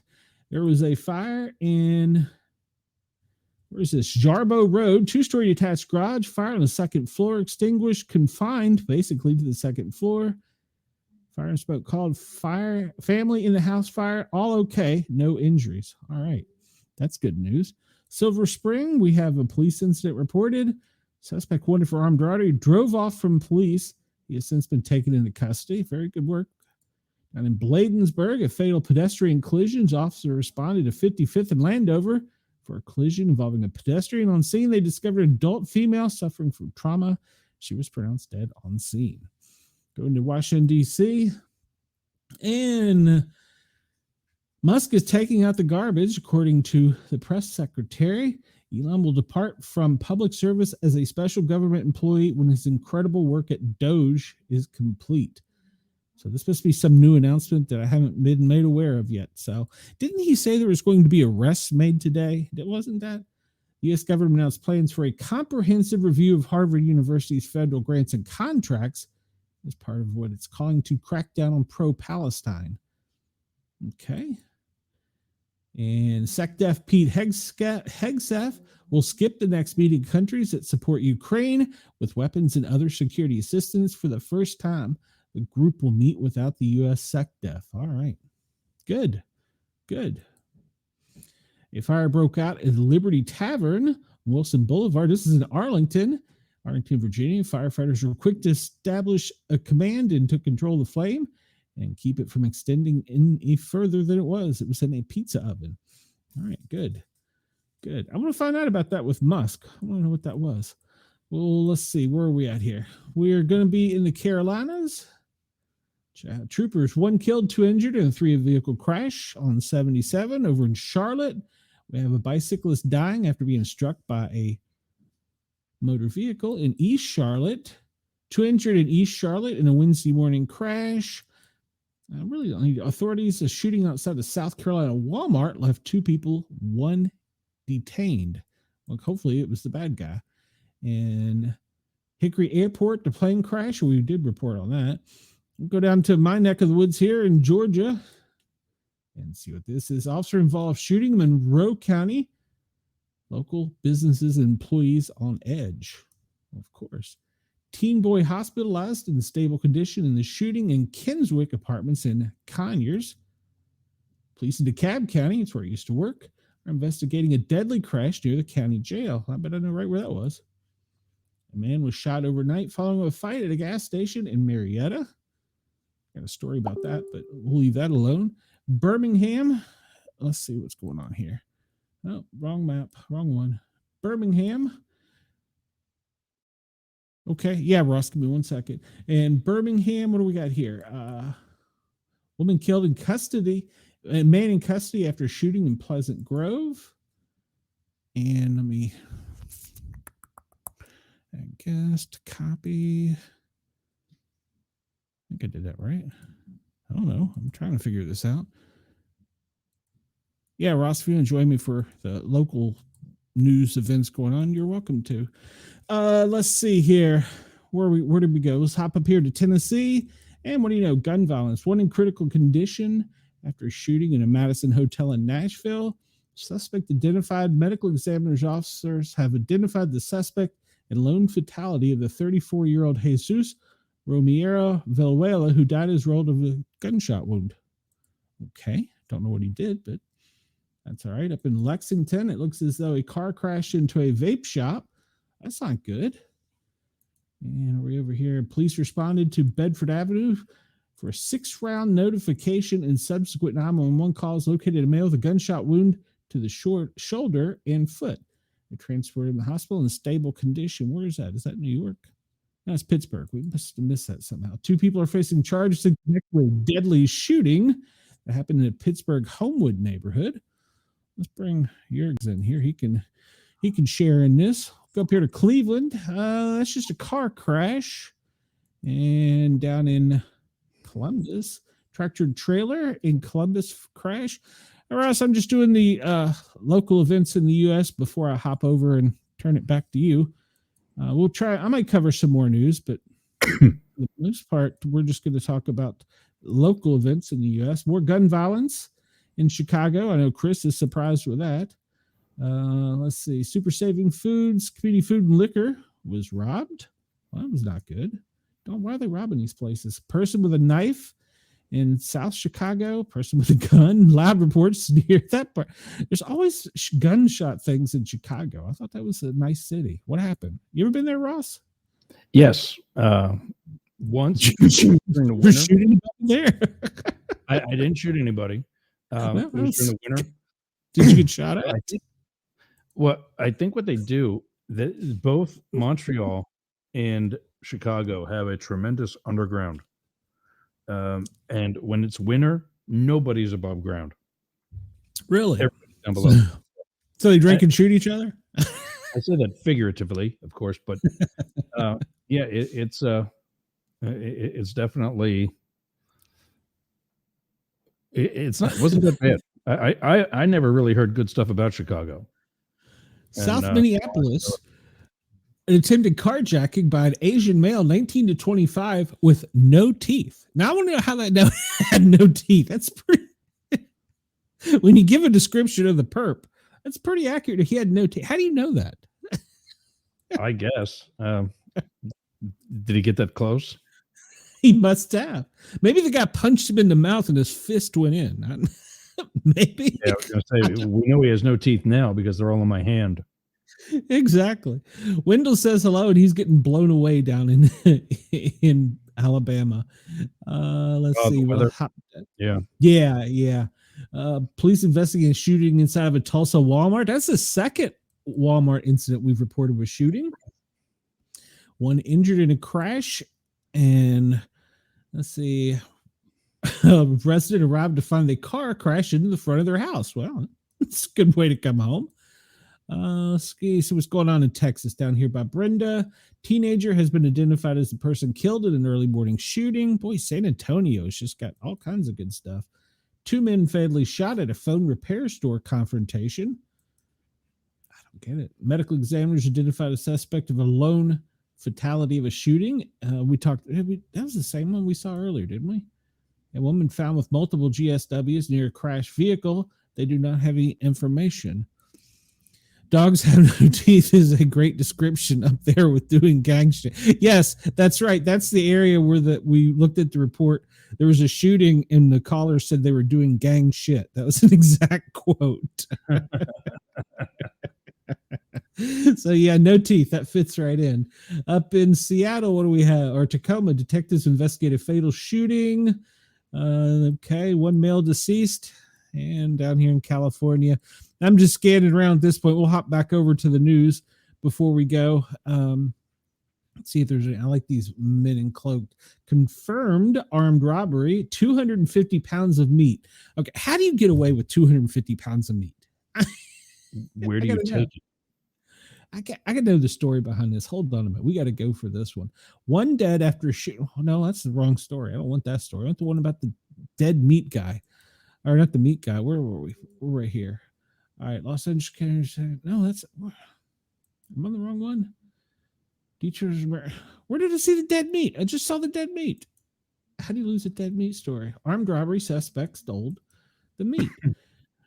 8811 Southwestern, confirmed armed robbery suspect stole 250 pounds of meat from Superior Grocers He used a hammer as a weapon. You know what beats a hammer? A gun. Yeah. Usually helps. Just throwing that, but it's California. How do you steal meat? Brenda says a lot of people steal meat. Okay, well, I didn't know that. All right, we'll get out of this and see what else is going on. The fire map from New England is the typical areas. The only thing new, I think, up here was St. Paul. They had a large fire at a power plant. And down here in Missouri, they had a large fire in a occupied multifamily dwelling. In New York, we always have pretty good fires. Give me an echo here, Ross. New Hampshire, suspect taken into river after they jumped into the water. Well, that's good. And Yeah, this is another one. I'm not the guy that's got to go in after him now. That's going to be cold. It's up there, especially. Yeah. I don't know. The water's warm down where you are, isn't it? No, it's still in the high 60s, Really? low 70s, maybe. Well, I guess it's getting close. There were parts further south last year that were in the 100s. 100 Hey, wow. degree ocean water. Wow. That's the Caribbean. Oh, that's where I'm talking, like South Florida. Yeah. Yeah, But yeah, okay. that's not even normal to that's not even normal for the Caribbean. Oh yeah, that's very warm. All right, so we're pulling up the Sky Vector. Those Go ahead, down Ross. under, by the way, that's about 38 degrees Celsius. Thank you. Even when I tell the weather, I forget to do that. So this is Sky Vector. This is still open source, and you can go check it out. This shows a lot of the temporary flight restrictions. And, of course, these are the pretty much permanent ones over Washington, D.C. You can zoom in, and that's on pretty much ground zero, coming out of Ronald Reagan, going straight into D.C., and then they expand outward. Was it 50 miles, Ross? Depends. There's a couple different layers. You mean the fly zone? Yeah, I used to remember what it's called, and I can't remember anymore. I guess the counseling's working. Yeah. The perimeter around DC. Yeah, it's several different ones to see here. And like this is a special separate one over on the Maryland side for something different inside of that one. And then you see the one for the Orioles game right up there, butts back right into it. So yeah, it's pretty big. Essentially, that means that is he going to it? Is that why there's one at the Orioles game? No, they put him up for every baseball game. After 9/11, they did. Yeah. Okay. I never knew that. Well, I don't know if it's every, but it's pretty much every game. I think it's got to do with the number of people. So, okay. We'll see. And these blue ones, I was talking to somebody, and these are temporary flight restrictions for drones. So they're separate from the regular ones. Of course, obviously, you can't fly into either. Like a lot of these right now in the Appalachia, no drone areas because they're firefighting operations. So, I mean, that makes common sense. And then you'll see, let's see, like that one's for some security event. Where is that? In Augusta. I wonder what that could be. It's down in Augusta. Well, there's a military base down there.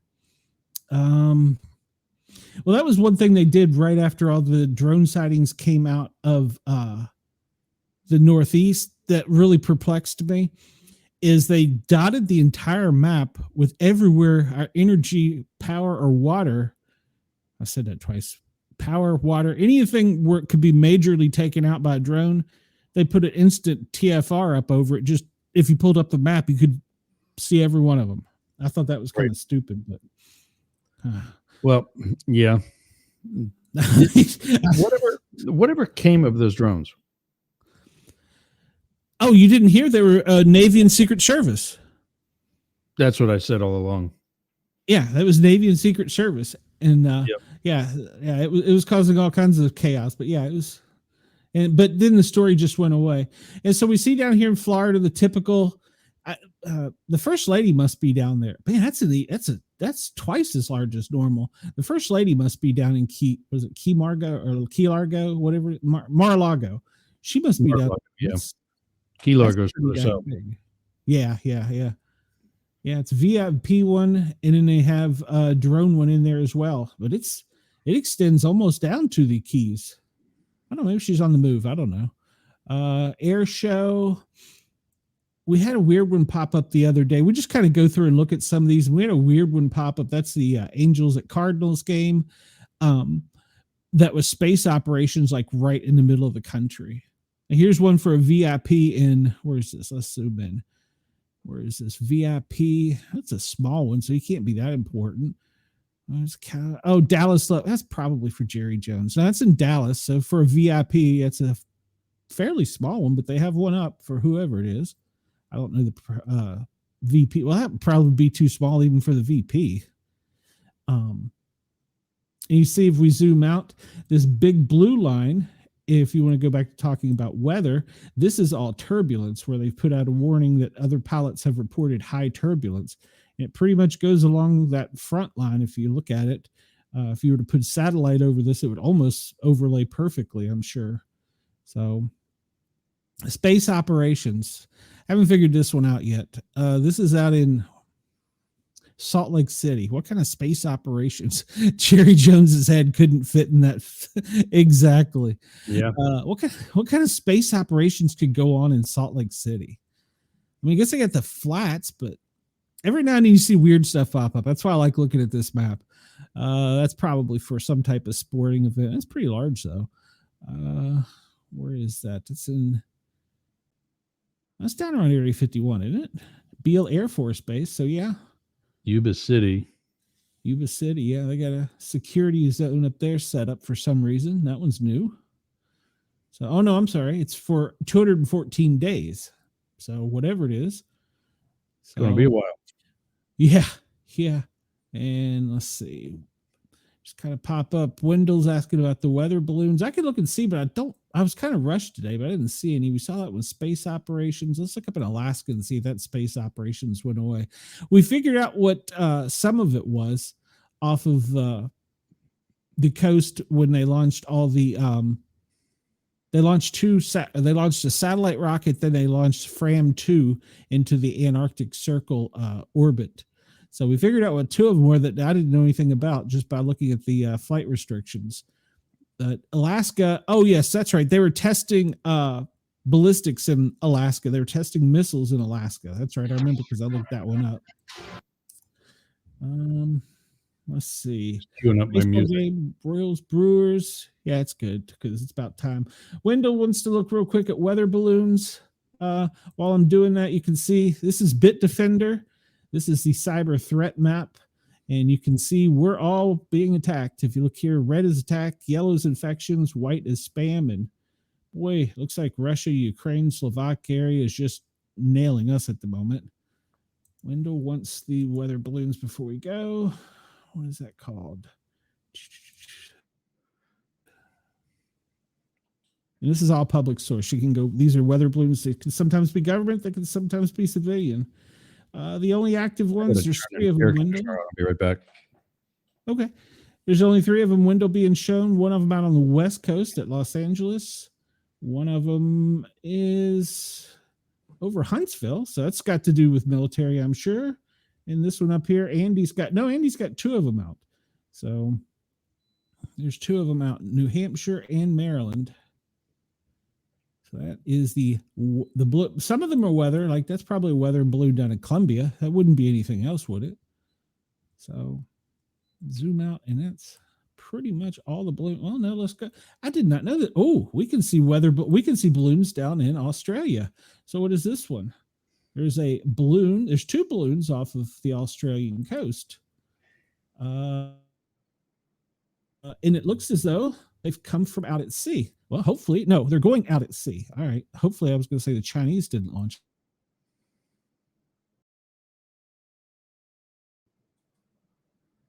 And one from Sydney here. They don't. Balloons.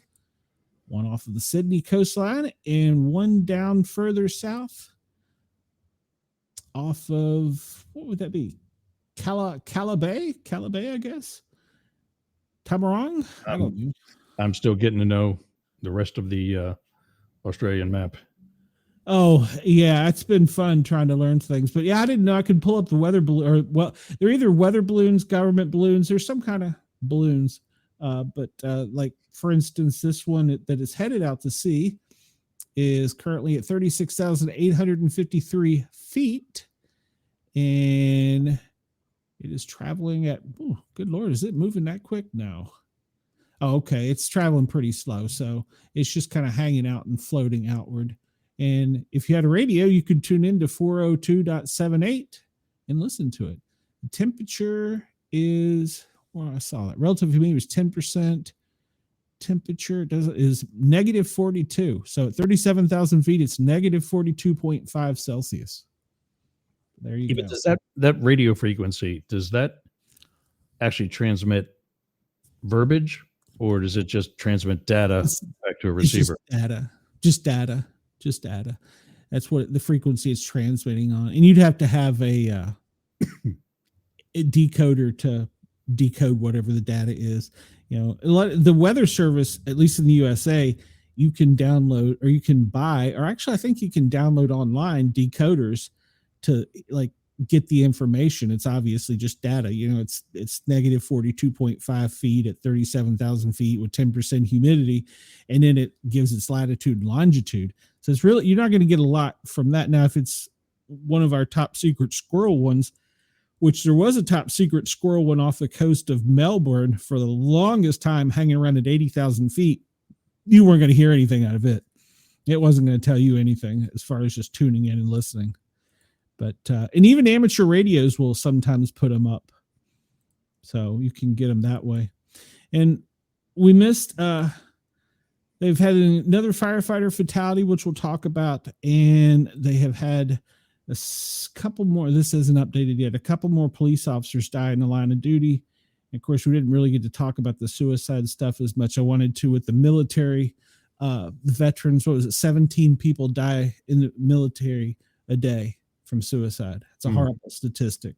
It's horrible. And there's a number for firefighters as well that's pretty high, but that's horrible. We can do better as a country. So, but I missed a lot of stories here, Ross. I didn't get to talk about the people vandalizing Tesla that are stupid. So, this was over in Australia. A funeral director is charged with 64 offenses, including fraud, after a probe left families questioning whether they have the correct ashes. That's that always in East Yorkshire. Yeah, looks like an outstanding young fella. This one was a funny story. Firefighters help a paratrooper finish after jumping out of a plane. He landed in a tree, so firefighters had to go get him. You ever jumped out of a plane, Ross? No, I had never jumped out of a perfectly good airplane. I don't see the need to. Yeah. This was just a human interest story. Cheeseburgers and chicken failed to entice a dog in Alaska.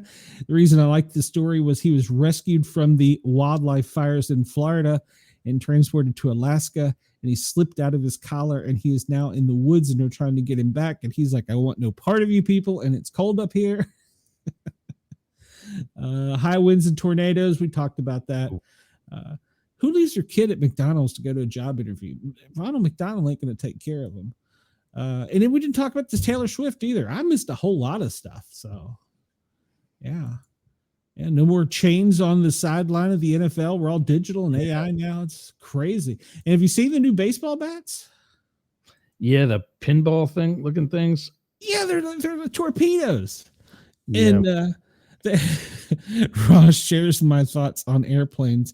It's sound strategy. Yeah, why jump out of the saddle and get perfectly good airplane? Yeah, but yeah, in one night the Yankees hit 6 home runs off the new bats, and they're like, we might want to take a look at this. So yeah, and then go ahead. They set some 3-game record. Yeah, they went on a run. The Yankees did for like 3 nights. Just slamming them out of the park. Can you imagine what it's going to do when they go to Colorado? Holy cow. Yeah. Holy cow. I'm going to get out of here. These are just the highlights I missed. I wanted to talk about Monica Clark. Much different about the games already. Why are we doing stuff like that just to get more home runs? I think it's Yeah, they compared it to a bowling pin. So Yeah. what? It's called a torpedo bat. Yeah, but the Yankees are getting by with it because it's legal at the time. It's the Yankees. They get by with everything, man. They're like the Dallas Cowboys of baseball. So, so then ESPN Monica's McNutt, that's a strange name, claims Caitlin Clark is popular because she's a white girl from Middle America. I think she's pretty popular because she set all the records and she's an excellent player. Yeah, but exactly. Who am I? But yeah, that was pretty much it for me.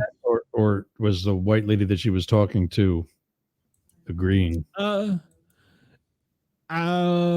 have to go back and it looks like she was agreeing with her. She's like, yeah, that's okay. Well, I mean, come on, you're on national news and somebody says that. Are you gonna?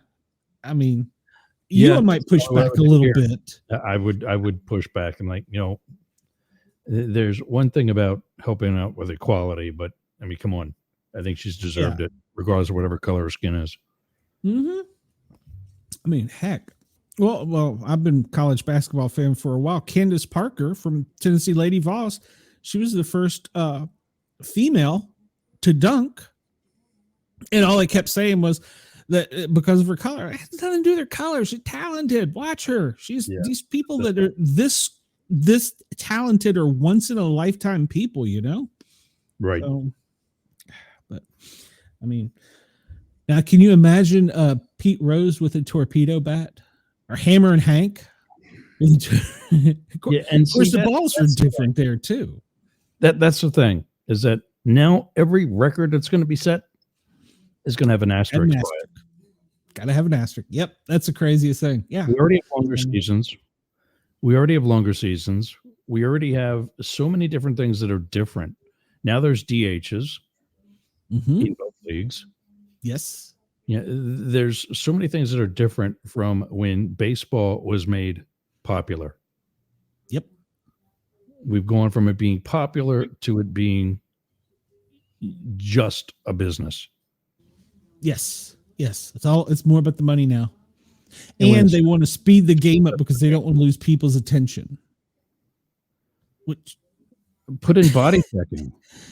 Yeah. Well, I mean, yeah, exactly. You and I remember the old days when you could sit with a pencil and box scores and everything. So I also remember the old days. You mentioned Pete Rose, when you actually didn't have to slide at any base. It wasn't just home base or home plate.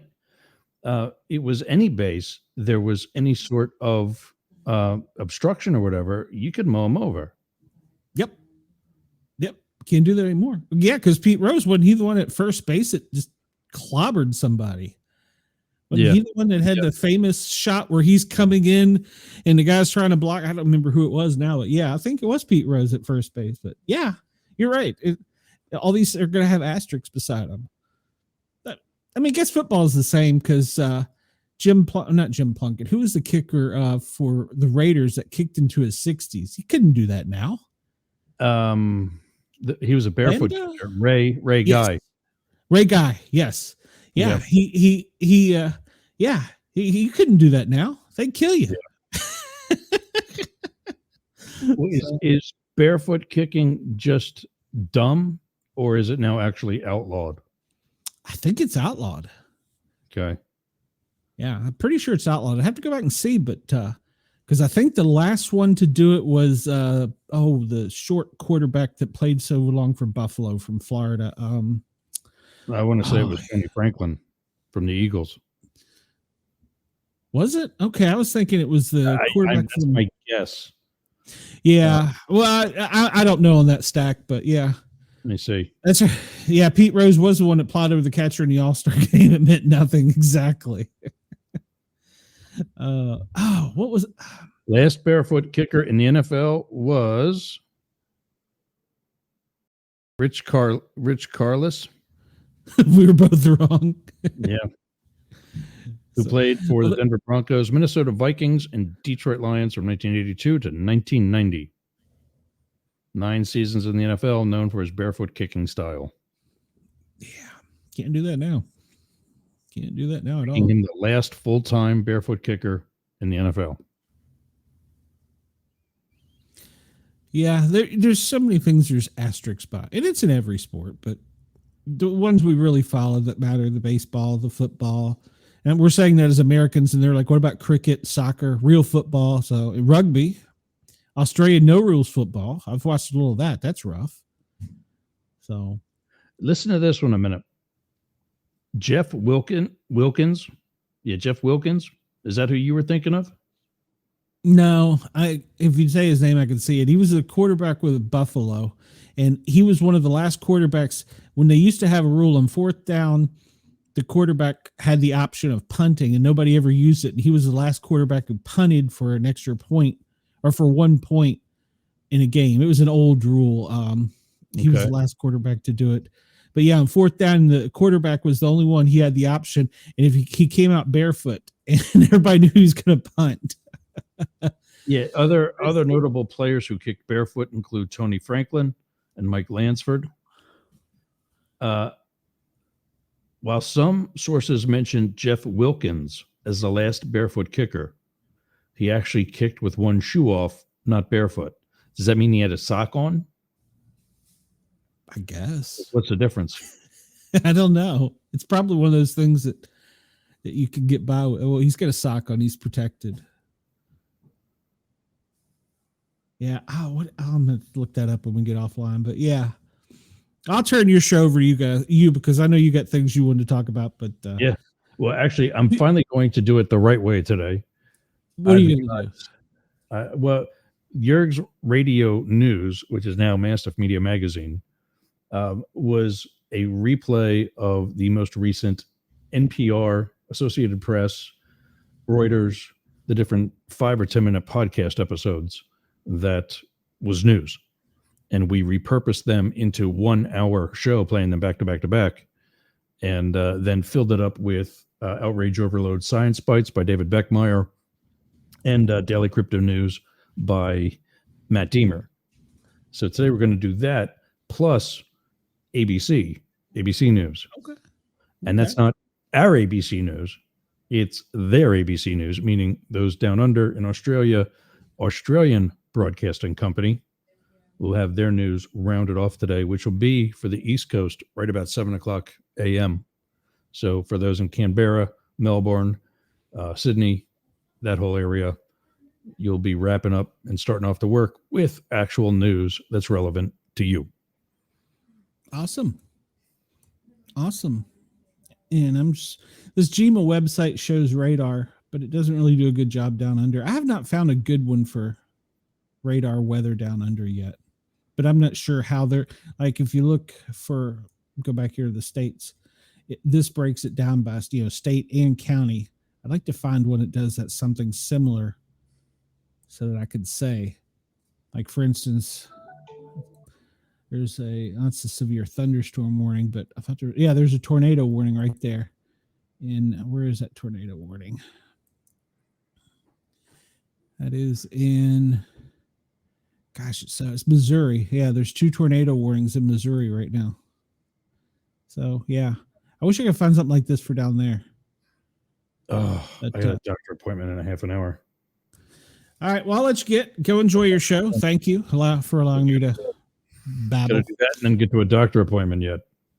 All right, well, I hope you get that ED taken care of, my friend. So. Yeah. All right, Ross, I'm going to sign off from Jurg's and then I'll finish up on my show, wrap it up. But thank you, Ross. I appreciate you, Jurg's, for allowing me on the radio. It was a pleasure. I'll see you tomorrow. All right, brother. Have a good day. We'll see you soon. All right. See you, everybody. All right. Bye. All right. So, well, I guess I could have let him finish talking, but yes, thank you, Ross. We always love it when Ross comes over. Even if I heckle him, I love it when Ross comes over. All right, well, we're going to get out of here today. We've babbled on a few extra minutes, but we had a little fun. Tonight, remember, we have the Our Normal Guys show. If you are a Bigfoot fan, or if you just want to learn about Bigfoot, I wish I got this on Radio X. You want to watch tonight because we have 2, Robin Haynes and Greg Ogles. We have 2 experts on the field. You need to come check them out. It's going to be a great show starting 9 o'clock Eastern time on the Pair Our Normal Guys, which you're probably already here because it's the only place I think I'm still broadcasting to. But come check it out.